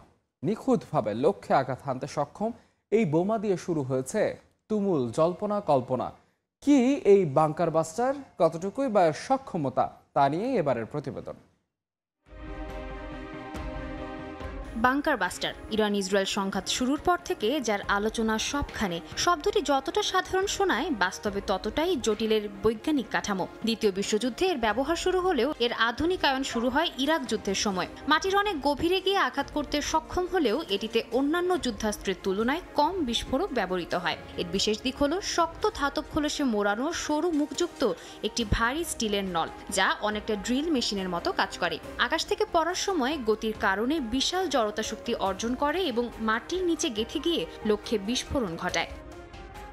বর্তমানে ব্যবহৃত GBU-57A/B ম্যাসিভ অর্ডেন্স পেনেট্রেটর যুক্তরাষ্ট্রের অস্ত্রভাণ্ডারে থাকা সবচেয়ে শক্তিশালী বাংকার বাস্টার। 30,000 পাউন্ড ওজনের এই বোমাটি 20 ফুট লম্বা এবং এমনভাবে তৈরি যাতে এটি প্রায় 200 ফুট মাটির নিচে প্রবেশ করতে পারে। এটি এর আগে কখনোই বাস্তব যুদ্ধে ব্যবহৃত হয়নি। ফোর্দই ছিল এটির প্রথম লক্ষ্য। অস্ত্রটি ইরানের পারমাণবিক প্রকল্প মাথায় রেখেই বিশেষভাবে তৈরি করা হয় বলে ধারণা যুদ্ধাস্ত্র বিশেষজ্ঞদের। এ বোমা একটি নির্দিষ্ট স্থানে পড়ে যদি যথেষ্ট গভীরতা না পায় তবে একই জায়গায় আবারও ফেলা হয় আরেকটি বোমা, যাতে প্রথম বিস্ফোরণে তৈরি হওয়া গর্ত দিয়ে আরও গভীরে পৌঁছে কার্যকর ধ্বংস ঘটানো যায়। এই প্রক্রিয়া অত্যন্ত ঝুঁকিপূর্ণ এবং নিখুঁত হিসাব নির্ভর। এজন্যই এতে ব্যবহার করা হয় হার্ড টার্গেট স্মার্ট ফিউজ, যা নিজে থেকে বোঝে কোথায় পৌঁছাতে হবে এবং কখন বিস্ফোরণ ঘটাতে হবে। বিশেষজ্ঞরা বলছেন GBU-57 বা GBU-58 এর মূল কার্যক্ষমতা বিস্ফোরণে নয়, বরং গঠনগত শক্তিতে। সাদিয়া তাসনিম, সময় সংবাদ। ইরানের পারমাণবিক স্থাপনায় মার্কিন বোমা হামলার পর বিশ্ব অর্থনীতিতে উদ্বেগ আরও বেড়েছে। বিশেষজ্ঞরা বলছেন এর প্রভাব পড়বে জ্বালানি তেলের বাজারে। দাম বেড়ে জীবনযাত্রার ব্যয় বাড়বে, যা মূল্যস্ফীতিকে উস্কে দেবে। এতে মার্কিন কেন্দ্রীয় ব্যাংকও সুদ হার কমাবে না, যার প্রভাব পড়বে বিনিয়োগে। এতে বৈশ্বিক পুঁজিবাজার, স্বর্ণে বিনিয়োগ ও মার্কিন ডলারের মান পড়ে যাওয়ার শঙ্কা আছে। ইরানের পারমাণবিক স্থাপনায় মার্কিন বোমা হামলার পর বিশ্ব অর্থনীতিতে উদ্বেগ আরও বেড়েছে। বিশেষজ্ঞরা বলছেন এর প্রভাব পড়বে জ্বালানির তেলের বাজার, মার্কিন ডলারের মান, পুঁজি ও স্বর্ণের বাজারে। সোমবার সপ্তাহের প্রথম কার্যদিবসে এর প্রতিক্রিয়া বাজারে দেখা যাবে বলে ধারণা করা হচ্ছে। বার্তা সংস্থা রয়টার্স জানায়, সংঘাত কোন দিকে মোড় নিবে তা নিয়ে আছে অনিশ্চয়তা। তবে যুক্তরাষ্ট্র যেভাবে যুদ্ধে জড়িয়ে পড়েছে তাতে পুঁজিবাজারে শেয়ার বিক্রির চাপ দেখা দিতে পারে। এতে ডলার সহ নিরাপদ বিনিয়োগ মাধ্যমগুলোর দিকে ঝুঁকতে পারেন বিনিয়োগকারীরা। বিশেষ করে জ্বালানি তেলের অনিশ্চয়তা, অস্থিরতা আরও বাড়বে। জ্বালানির দাম বাড়লে প্রভাব পড়বে জীবনযাপন ব্যয়, এতে বাড়বে মূল্যস্ফীতি। স্বল্প মেয়াদে মার্কিন কেন্দ্রীয় ব্যাংক ফেডারেল রিজার্ভের সুদ হার কমানোর সম্ভাবনাও কমে যেতে পারে। জ্বালানির দামের প্রভাব মুদ্রানীতিতেও পড়ার শঙ্কা করছেন খাত সংশ্লিষ্টরা। সংঘাত শুরুর পর এরই মধ্যে অপরিশোধিত তেলের দাম 18% বেড়েছে। বৃহস্পতিবার গেল 5 মাসের মধ্যে সর্বোচ্চ প্রতি ব্যারেলের দাম $79 উঠে যায়। একই সময়ে মার্কিন পুঁজিবাজারের প্রধান সূচক S&P 500-এ তেমন পরিবর্তন না আসলেও বাজারে নেতিবাচক প্রভাব পড়বে বলেই ধারণা করা হচ্ছে। অবশ্য মার্কিন হামলার বিপরীতে ইরানের প্রতিক্রিয়া ও তেলের দামের গতি প্রকৃতির উপরেই তা নির্ভর করবে। ইরানের তেল উৎপাদন ও হরমুজ প্রণালী বন্ধ হওয়ার মতো গুরুতর পরিস্থিতিতে তেলের দাম বিশ্ববাজারে ব্যারেল প্রতি প্রায় $130 উঠে যেতে পারে বলে শঙ্কা বিশ্লেষকদের। ফলে যুক্তরাষ্ট্রে বছরের শেষ নাগাদ মূল্যস্ফীতি 6% উঠতে পারে। তবে প্রাথমিকভাবে নিরাপদ সম্পদ হিসেবে ডলারের চাহিদা বাড়তে পারে বলে মনে করছেন বিশ্লেষকরা। ইয়ানুর শিফাত। ৩৩ জন ফিলিস্তিনি নিহত হয়েছে। এদিকে গাজা উপত্যকায় জ্বালানি ঢুকতে না দেয়ায় অ্যাম্বুলেন্স চলাচল পুরোপুরি বন্ধ হয়ে গেছে। পাশাপাশি চরম খাদ্য সংকটে ভুগছে লাখো ফিলিস্তিনি। ইসরায়েলি নির্মমতায় ধ্বংসস্তূপে পরিণত হয়েছে গাজা উপত্যকা। প্রতিদিনই প্রাণ হারাচ্ছেন নিরীহ ফিলিস্তিনিরা। এখন পর্যন্ত ৫৬,০০০ ফিলিস্তিনিকে হত্যা করেছে দখলদার বাহিনী। স্থানীয় সময় রোববার উপত্যকাটির আল মাওয়াসি, নুসাইরাত শরণার্থী শিবির, খান ইউনিস সহ বিভিন্ন জায়গায় হামলা চালায় তারা। ঘটে বহু হতাহতের ঘটনা। গাজা উপত্যকায় জ্বালানি ঢুকতে না দেয়ায় পুরোপুরি বন্ধ হয়ে গেছে অ্যাম্বুলেন্স চলাচল। খাবার ও ওষুধের অবরোধে ২০ লাখের বেশি মানুষের পুরো জনগোষ্ঠী অনাহারের মুখে পড়েছে বলে জানায় গাজার স্বাস্থ্য মন্ত্রণালয়। এদিকে বিশ্ববাসীকে গাজার মানবিক বিপর্যয় ভুলে না যাওয়ার আহ্বান জানিয়েছেন পোপ চতুর্দশ লিও। মধ্যপ্রাচ্যের যুদ্ধ আরও বিস্তৃত হওয়ার প্রেক্ষাপটে এই আহ্বান জানান তিনি। বলেন, বিশেষ করে গাজায় মানবিক সহায়তা আরও জরুরি হয়ে পড়েছে। অর্চিতা শেহসিন। যাদের শনাক্তকরণে চরম বিশৃঙ্খলা দেখা গেছে, এ নিয়ে জেলেনস্কি জানান, এ ঘটনাই প্রমাণ করে যুদ্ধক্ষেত্রে রুশ বাহিনী এখন সম্পূর্ণভাবে ছন্নছাড়া। তবে একে প্রোপাগান্ডা বলে উড়িয়ে দিয়েছে রুশ বার্তা সংস্থা তাস। বলছে মরদেহ বদলের দাবি একতরফা ও ভিত্তিহীন। কাকুলি আখতার, সময় সংবাদ। সিরিয়ার রাজধানী দামেস্কে একটি গির্জায় আত্মঘাতী বোমা বিস্ফোরণে নিহত হয়েছেন অন্তত ২০ জন। স্থানীয় সময় রোববার শহরের ডোইলা এলাকার সেন্ট এলিয়াস চার্চে এই হামলা চালানো হয়।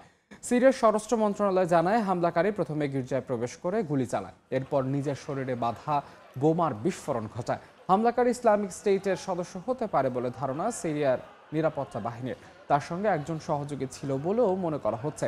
এটি ছিল দামেস্কে আসাদ সরকার পতনের পর প্রথম কোনো আত্মঘাতী হামলা।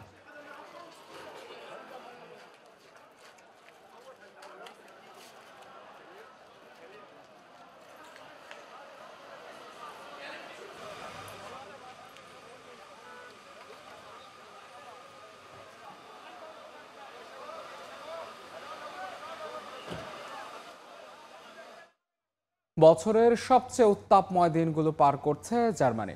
রোববার সর্বোচ্চ তাপমাত্রা রেকর্ড করা হয় ৩৭ ডিগ্রি সেলসিয়াস। পরিবেশ বিজ্ঞানীরা বলছেন, পৃথিবীর উষ্ণতা বৃদ্ধির কারণেই প্রকৃতির এই বিপর্যয়। বিস্তারিত জানাচ্ছেন বিটু বড়ুয়া। গরমে হাঁসফাঁস, জনজীবন, একে তো বৃষ্টির নেই দেখা, তার উপর প্রচণ্ড গরমে নাভিশ্বাস সাধারণ নাগরিকদের। এমন চিত্র ইউরোপের দেশ জার্মানিতে। দিনভর সূর্যের রুদ্রমূর্তি থেকে বাঁচতে কেউ আশ্রয় নিয়েছেন গাছের ছায়ায়, কেউ বা হ্রদের কাছে গিয়ে প্রাণ জোড়ানোর নিরন্তর চেষ্টা চালিয়ে গেছেন।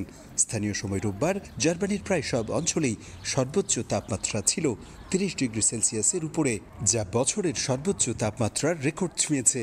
এদিন রেকর্ড সর্বোচ্চ তাপমাত্রা ৩৭ ডিগ্রি সেলসিয়াস ছিল জার্মানির বাডেন-ভিউর্টেনবার্গ অঙ্গরাজ্যের মানহাইম ও পার্শ্ববর্তী অঞ্চল কার্লসরুয়েতে। এই গরমটা কিন্তু কখনো শুরুর দিকে দেখিনি। এই রিসেন্ট বছরগুলোতে এগুলো আমরা প্রচুর দেখছি। আবার বৃষ্টির ঘাটতিটা অবশ্যই চোখে পড়ছে। আমরা চেষ্টা করছি একটু পানির কাছাকাছি আসতে। এখানে আমরা আজকে বানজিতে এসেছি, যাতে লেকের পাশে আমরা আর একটু ভালো ফিল করি, খুব বেশি গরম যেন না লাগে। তাপমাত্রার এমন ঊর্ধ্বগতিতে বাসিন্দাদের ঠান্ডা স্থানে অবস্থানের নির্দেশনা দেয় কর্তৃপক্ষ। পর্যাপ্ত পানি পান ও ফলমূল খাওয়ার পরামর্শ চিকিৎসক, পুষ্টিবিদদের। রোদ্রের গরম থেকে বাঁচার জন্য আমাদের প্রত্যেকের সেফটির জন্য আমাদের সম্পূর্ণ প্রয়োজনীয় জিনিস রাখতে হয়, যেমন ফল, ফ্রুট, পানি, মাথার টুপি এবং ইত্যাদি। এই সব জিনিসগুলো সবসময় আমাদের সংগ্রহ করতে হয়।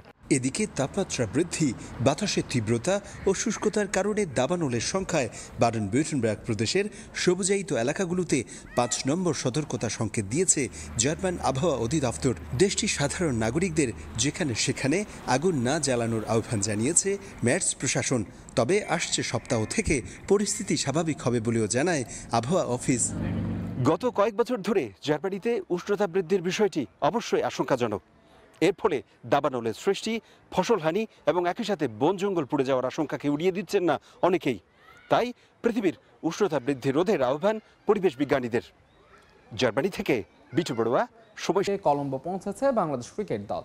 গল টেস্ট ড্র হওয়ার আক্ষেপ থাকলেও ব্যাটার আর স্পিনারদের পারফরম্যান্স আশাবাদী করছে টাইগারদের। এদিন অনুশীলন করেনি দল, বিশ্রাম আর নিজেদের কাজে সময় কাটিয়েছেন এবাদত, মুমিনুল, বিজয়রা। জ্বর থেকে সেরে ওঠায় কলম্বো টেস্টের জন্য প্রস্তুত মেহেদী হাসান মিরাজ। কলম্বো থেকে আরও জানাচ্ছেন তারেক হাসান শিমুল। গলের নৈসর্গিক সৌন্দর্য উপভোগের সঙ্গে গল থেকে কিন্তু একেবারে খারাপ স্মৃতি নিয়ে বাংলাদেশ দল কলম্বোতে আসেনি। বাংলাদেশ দল তাদের দ্বিতীয় টেস্ট এবং ওয়ানডে খেলতে কলম্বোতে এসে পৌঁছেছেন। তারা অবস্থান করছেন সিনেমেন্ট গার্ড হোটেলে এবং কি বাংলাদেশ দলকে আজকে কিন্তু বিশ্রাম দেওয়া হয়েছে, যেহেতু ট্রাভেল করেছে এবং ক্রিকেটাররা, সেক্ষেত্রে আজকের দিনটা কিন্তু তারা একেবারেই বিশ্রামে কাটিয়েছেন নিজেদের মতো করে, যে যার মতো ঘোরাঘুরি করেছেন। আমরা দেখেছি মমিনুল হক, এবাদত কিংবা এনামুল হক, বিজয়, তারা কিন্তু হোটেলের আশেপাশে ঘোরাঘুরি করেছেন। বাংলাদেশ দলের কথা যদি বলি, বিশেষভাবে বলতে হয় দারুণ একটা আত্মবিশ্বাস তৈরি হয়েছে, যেহেতু গলের মাটিতে ড্র করে এসেছে বাংলাদেশ দল। এর 12 বছর আগে কিন্তু গলের মাটিতে ড্র হয়েছিল, সেটাও বাংলাদেশ ড্র করেছিল 2013 সালে যে ম্যাচে মুশফিক ডাবল সেঞ্চুরি করেছিলেন। সেই ক্ষেত্রে বলা যায় যে বাংলাদেশ দলের ব্যাটসম্যানরা, শান্তর কথা বলতে হয়, মুশফিকের কথা বলতে হয়, লিটন দাস দারুণ রান করেছেন প্রথম ইনিংসে, দ্বিতীয় ইনিংসে সে সাদমান রান করেছেন, যেই টপ অর্ডার নিয়ে সবচেয়ে বেশি চিন্তা ছিল। মমিনুলের জন্য একটু চিন্তার কারণ দুই টেস্টে তাকে যেইভাবে আসলে ব্রেড করা হয় কিংবা তার কাছ থেকে যতটা প্রত্যাশা করা হয় সেই অনুযায়ী কিন্তু পারফরমেন্স পাওয়া যায়নি। তবে মমিনুল নিশ্চয়ই এই ম্যাচে তার প্রমাণ দেবেন। কলম্বোর ক্রিকেটের কথা যদি বলি, কলম্বোতে বাংলাদেশ দলের পুরনো স্মৃতি রয়েছে। ১৭তম টেস্ট ম্যাচটি কিন্তু জিতেছিল এই কলম্বোতে এবং কি বাংলাদেশ এই পুরনো স্মৃতি থেকে আত্মবিশ্বাস নেবে। পাশাপাশি সাম্প্রতিক যে পারফরমেন্স বলতেই হয়, ব্যাটসম্যানরা দারুণ ছন্দে ফিরেছেন। সেটা কোনো ম্যাচে টপ অর্ডার রান করছেন, কোনো ম্যাচে মিডল অর্ডার রান করছেন। তবে শান্ত মুশফিকের দারুণ ছন্দ, সেটা নিশ্চয়ই দলের জন্য পজিটিভ। যদিও আগের ম্যাচে ইন্টেন্টটা নিয়ে অনেকেই প্রশ্ন তুলেছেন, আসলে ম্যাচ জয়ের জন্য কতটুকু খেলেছে, সেসব বিষয় আসলে ভুলে নতুন ম্যাচের জন্য নতুনভাবেই পরিকল্পনা করবে। বলে 2 ইনিংস বল করে মাত্র 3 উইকেট নিয়েছেন হাসান মাহমুদ, নাহিদ রানা কোনো উইকেটই পাননি। পরিবর্তন অবশ্যই আসবে প্রথম টেস্টের একাদশে। মেহেদী হাসান মিরাজ যদি ঠুকতে পারেন এবং পেসার নাহিদ রানাকে হয়তো বা ড্রপ দেওয়া হতে পারে। আসলে কতটুকু এখন পর্যন্ত তিনি পারফেক্ট খেলার জন্য, সেই বিষয়টা নিয়ে অনেক প্রশ্ন উঠেছে। যদিও শন্টে ঢাল হিসেবে তার সামনে দাঁড়িয়েছেন। বিশ্রাম কাটিয়ে বাংলাদেশ দল অনুশীলনে ফিরবে। তাদের যে দ্বিতীয় টেস্ট রয়েছে সেই টেস্টের জন্য প্রস্তুতি শুরু করবে। আত্মবিশ্বাস যতটুকু আছে, সেই সঙ্গে কিন্তু নিজেদেরকে যেই অভিজ্ঞতা কলম্বোতে, সেই অভিজ্ঞতা কাজে লাগালে একটা ইতিবাচক ফলাফল এখান থেকে পাওয়া যেতেও পারে। কলম্বো থেকে তারেক হাসান শিমুল, সময় সংবাদ, শ্রীলঙ্কা। গলের উইকেটের ধরন বিবেচনায় ইনিংস ঘোষণার সিদ্ধান্ত নেওয়া সহজ ছিল না বলে মনে করেন সাবেক নির্বাচক হাবিবুল বাশার সুমন। নাজমুল হোসেন শান্তর সিদ্ধান্তকে ইতিবাচকভাবে দেখছেন এই সাবেক অধিনায়ক। এছাড়া দ্বিতীয় টেস্টে মেহেদী মিরাজ ফিরলে 5 বোলার নিয়ে একাদশ সাজানোর পরামর্শ সুমনের। এদিকে অ্যাঞ্জেলো ম্যাথিউসের মতো ঘরের মাঠে বিদায় নেবেন মুশফিকুর রহিম, এমনটাই প্রত্যাশা তার। শেষের দিকে 4 উইকেট পরার পর মনে হয়েছে বাংলাদেশ আগে ডিক্লেয়ার করলে হয়তো আমরা যেটা সময় তৈরি করতে পারতাম। গল টেস্টের শেষ দিনে রোমাঞ্চ জাগিয়েও ইতিবাচক ফলাফল আনতে পারেনি বাংলাদেশ। ড্র দিয়ে টেস্ট চ্যাম্পিয়নশিপের নতুন চক্র শুরু করলেও গল টেস্টে টাইগারদের ব্যাটিং অ্যাপ্রোচ জন্ম দিয়েছে বিতর্কের। পঞ্চম দিনে বড় লিডের জন্য ব্যাট না চালিয়ে ব্যক্তিগত মাইলফলককেই প্রাধান্য দিয়েছেন নাজমুল শান্ত, মুশফিকুর রহিম। চলছে এমন আলোচনাও। তবে শান্তর জোড়া সেঞ্চুরিতে কিছুটা ঢাকা পড়ে বাংলাদেশের নেতিবাচক ব্যাটিংয়ের ধরন। যদিও গলের উইকেট বিবেচনায় ইনিংস ঘোষণার সিদ্ধান্ত নেওয়া সহজ ছিল না বলে মনে করেন সাবেক নির্বাচক হাবিবুল বাশার সুমন। পঞ্চম দিন যখন মুশফিক রহিম এবং নাজমুল শান্ত ব্যাটিং করছিল, তখন কিন্তু দেখা যাচ্ছে উইকেট একদম ফ্ল্যাট। সেখানে আসলে কত রানে ছাড়া যায় সেই ঝুঁকিটা নিয়ে একটু ঝুঁকিপূর্ণ হতে পারত। যদিও পরে 4 উইকেট পর আমাদের সবার মনে হচ্ছে আগে ছাড়তে পারতাম, বাট আমার এটা মনে হয় না। বিকজ পঞ্চম দিনে উইকেট কিন্তু খুব একটা ব্রেক করেনি, উইকেট একদম ফ্ল্যাটই ছিল সকাল থেকে, খুব একটা চেঞ্জ হয়নি। শ্রীলঙ্কার বিপক্ষে প্রথম ইনিংসে বল হাতে সবাইকে চমকে দিয়েছেন নাঈম হাসান। দেশের বাইরে নিজের প্রথম টেস্টেই গড়েছেন রেকর্ড। গলে 5 তুলে নেয়া প্রথম বাংলাদেশি বোলার তিনি। দ্বিতীয় টেস্টে নাঈমের একাদশে থাকা নিয়েও আছে শঙ্কা। মিরাজ সুস্থ হয়ে ফিরলে জায়গা হারাতে পারেন এই স্পিনার। তবে কলম্বো টেস্টের সমীকরণ সহজ করে দিয়েছেন হাবিবুল বাশার সুমন। কলম্বোতে 5 বোলার নিয়েই একাদশ সাজানোর পরামর্শ তার। We can go with 5 bowler. এই টেস্ট ম্যাচটা আমরা 4 জন বোলার নিয়ে খেলেছি। আর এর পরের ম্যাচটা যেখানে আমি এসএসসি, সেটাও কিন্তু প্রথম দিনের পরে মোস্টলি ফ্ল্যাট উইকেট হয়ে যায়। সেখানে একজন ফাস্ট বোলার, শ্রীলঙ্কা কখনো 3টে ফাস্ট বোলার নিয়ে এসএসসি খেলে না, সাধারণত খেলে না। তো আমি জানি না উইকেটটা কেমন হবে, কারণ উইকেটটার উপরে অনেকখানি ডিপেন্ড করবে। বাট মিরাজ ফিরে আসায় যেটা, যদি ফিরে আসে সুস্থ হয়, তাহলে আমরা 5 জন বোলার নিয়ে যেতে পারি, সেক্ষেত্রে হয়তো একজন ব্যাটসম্যান বসাতে হবে। এদিকে বাংলাদেশের বিপক্ষে গল টেস্ট দিয়েই সাদা পোশাক তুলে রেখেছেন অ্যাঞ্জেলো ম্যাথিউস। বিদায় বেলায় ভক্ত এবং ক্রিকেট বোর্ড থেকে সংবর্ধনাও পেয়েছেন তিনি। ম্যাথিউসের মতো মুশফিকুর রহিমও ঘরের মাঠে বিদায় নেবেন প্রত্যাশা সুমনের। যেভাবে স্টিভও রিটায়ার করেছেন, যেভাবে সচিন তেন্ডুলকর রিটায়ার করেছেন, যেভাবে মানে লিজেন্ড ক্রিকেটার রিটায়ার করেছেন, তাদেরকে সেভাবে আমরা রিটায়ারমেন্ট দিতে পারবো। আমার ব্যক্তিগত আকাঙ্ক্ষা সেটাই ছিল। আশা করি মুশফিক রহিম সেটা করবেন, বিকজ সেটা মুশফিক রহিম ডিজার্ভ করে। আর মনে হয় আমাদের যারা ক্রিকেট ফ্যান তারাও ডিজার্ভ করে যে মুশফিক রহিমকে মাঠ থেকে বিদায় দেবে। রিফাতুল ইসলাম মিরন, সময় সংবাদ, ঢাকা। শ্রীলঙ্কার বিপক্ষে ওয়ানডে সিরিজের জন্য আজ দল ঘোষণা করবে বিসিবি। হোয়াইট বল সিরিজের জন্য চট্টগ্রামে অনুশীলন চালিয়ে যাচ্ছেন ক্রিকেটাররা। ওডিআই ও টি20 ম্যাচ শুরুর সময় মাথায় রেখে ফ্লাড লাইটে প্র্যাকটিস সেরেছেন তারা। 3 ম্যাচে ওয়ানডে সিরিজ শুরু হবে 2 জুলাই, আর টি20 সিরিজ মাঠে গড়াবে 10 জুলাই। রাতের অন্ধকার ভেদ করে সাগরিকা আলোকিত করে তোলে ফ্লাড লাইট। বীরশ্রেষ্ঠ ফ্লাইট লেফটেন্যান্ট মতিউর রহমান স্টেডিয়ামের নীরবতা ভাঙে ক্রিকেটারদের পদচারণায়। শ্রীলঙ্কার বিপক্ষে সীমিত ওভারের সিরিজের জন্য প্রস্তুতি সেরে নিচ্ছেন খেলোয়াড়রা। টেস্ট দল সিরিজ খেলছে শ্রীলঙ্কায়। কলম্বোয় শেষ টেস্ট মাঠে গড়াবে 25 জুন। এরপরই 3 ম্যাচের ওয়ানডে সিরিজ 2 ও 5 জুলাই কলম্বো এবং 8 জুলাইয়ে ম্যাচ হবে পাল্লেকেলেতে। ওডিআই শেষে শুরু হবে টি20-র লড়াই। 10 জুলাই পাল্লেকেলে, 13 তারিখে ডাম্বুলা আর 16 জুলাই কলম্বোর ম্যাচ দিয়ে শেষ হবে পূর্ণাঙ্গ সিরিজ। 50 ওভার সিরিজের প্রতিটি ম্যাচ শুরু হবে বাংলাদেশ সময় বিকাল 3টা থেকে, আর টি20 সন্ধ্যা 7:30 থেকে। সে বিষয়ে মাথায় রেখেই এই ফ্লাড লাইটে অনুশীলন টাইগার ক্রিকেটারদের।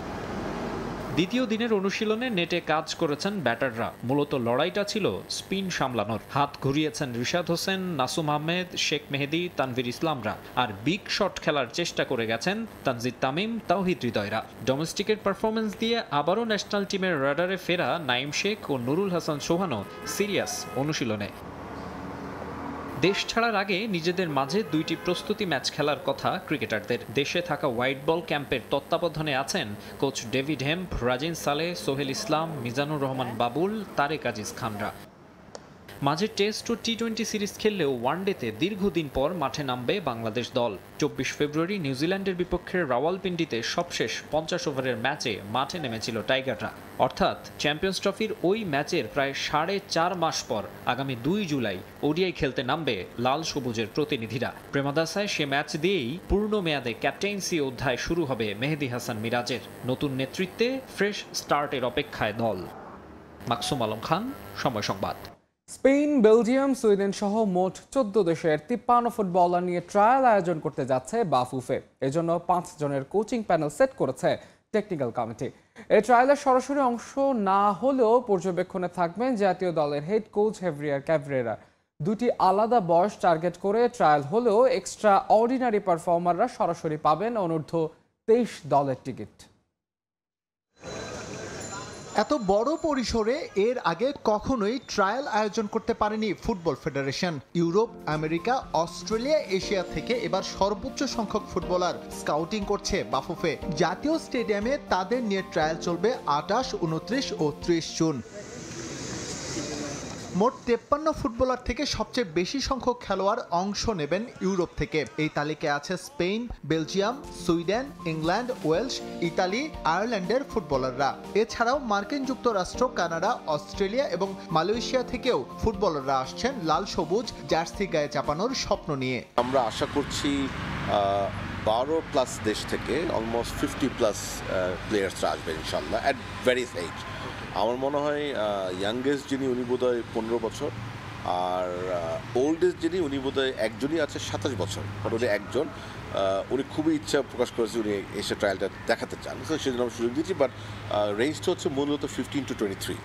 সো বেসিক্যালি আন্ডার 17, আন্ডার 19 আর আন্ডার 23 এই দুটো টিমকে মাথা রেখেই আসলে টোটাল ট্রায়ালটা আয়োজন করা হচ্ছে। অনূর্ধ্ব 15 থেকে শুরু করে অনূর্ধ্ব 23 এই বয়সগুলোতে বিভিন্ন ভাগে অনুষ্ঠিত হবে ট্রায়াল।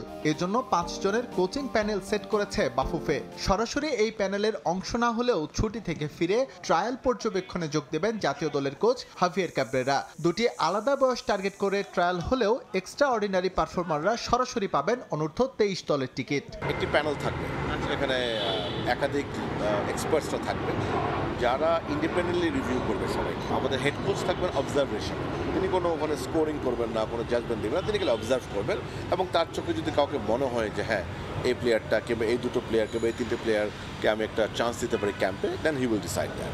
বাট ইন্ডিপেন্ডেন্টলি রিভিউ করবে একাধিক সদস্যের একটি প্যানেল, যেখানে অবশ্যই টেকনিক্যাল ডাইরেক্টর থাকবে, এটা আমি জানি। বাট এর বাইরে আমাদের দেশের স্বনামধন্য কোচ, আমাদের ইসির এক্স ন্যাশনাল প্লেয়ার, এই ধরনের একটা মিক্সড প্যানেল করা হবে যেন কোনো রকম বায়াস ডিসিশন না হয়। বৃহৎ পরিসরের ট্রায়াল আয়োজন করলেও তা উন্মুক্ত নয় সবার জন্য। তবে তৃতীয় দিন অর্থাৎ 30 জুন বিদেশ থেকে আসা এসব ফুটবলাররা নিজেদের মাঝে বিভক্ত হয়ে প্রীতি ম্যাচে অংশ নেবেন। সেটা গণমাধ্যম সহ উন্মুক্ত থাকবে সবার জন্য। ফুটবলের সাথে জড়িত আছে। এস এম ইকবাল, সময় সংবাদ, ঢাকা। এ পর্যায়ে শীর্ষ সংবাদগুলো জানিয়ে দিচ্ছে আরেকবার। শাসন নয়, ইরানের পরমাণু হুমকি নিষ্ক্রিয় করাই ছিল মূল লক্ষ্য, দাবি যুক্তরাষ্ট্রের। ইসরায়েলে ক্যাসেল ব্লাস্টার মিসাইল ছুড়ল তেহরান, হরমুজ প্রণালী বন্ধের অনুমোদন। বিতর্কিত নির্বাচনের অভিযোগে বিএনপির মামলায় সাবেক সিইসি নুরুল হুদা গ্রেফতার, আছেন ডিবি হেফাজতে। ভোটে অনিয়মের প্রতিকার চেয়ে ইসিতে চিঠি নেতাদের। আওয়ামী লীগ সরকারের 15 বছরে 3000-এর বেশি মানুষ গুম, কমিশনে জমা পড়েছে 1800 অভিযোগ, এখনো নিখোঁজ 350। প্রতিবেদনে জড়িত 17 কর্মকর্তার নাম। এবং দেশে বিদেশি নয়, এনসিটি টার্মিনাল পরিচালনা করবে চট্টগ্রাম বন্দর। নীতিগত সিদ্ধান্ত সরকারের, প্রস্তুতি শুরু করেছে কর্তৃপক্ষ। 6 মাসে 42 কোটি টাকা খরচের অনুমতি চেয়ে চিঠি।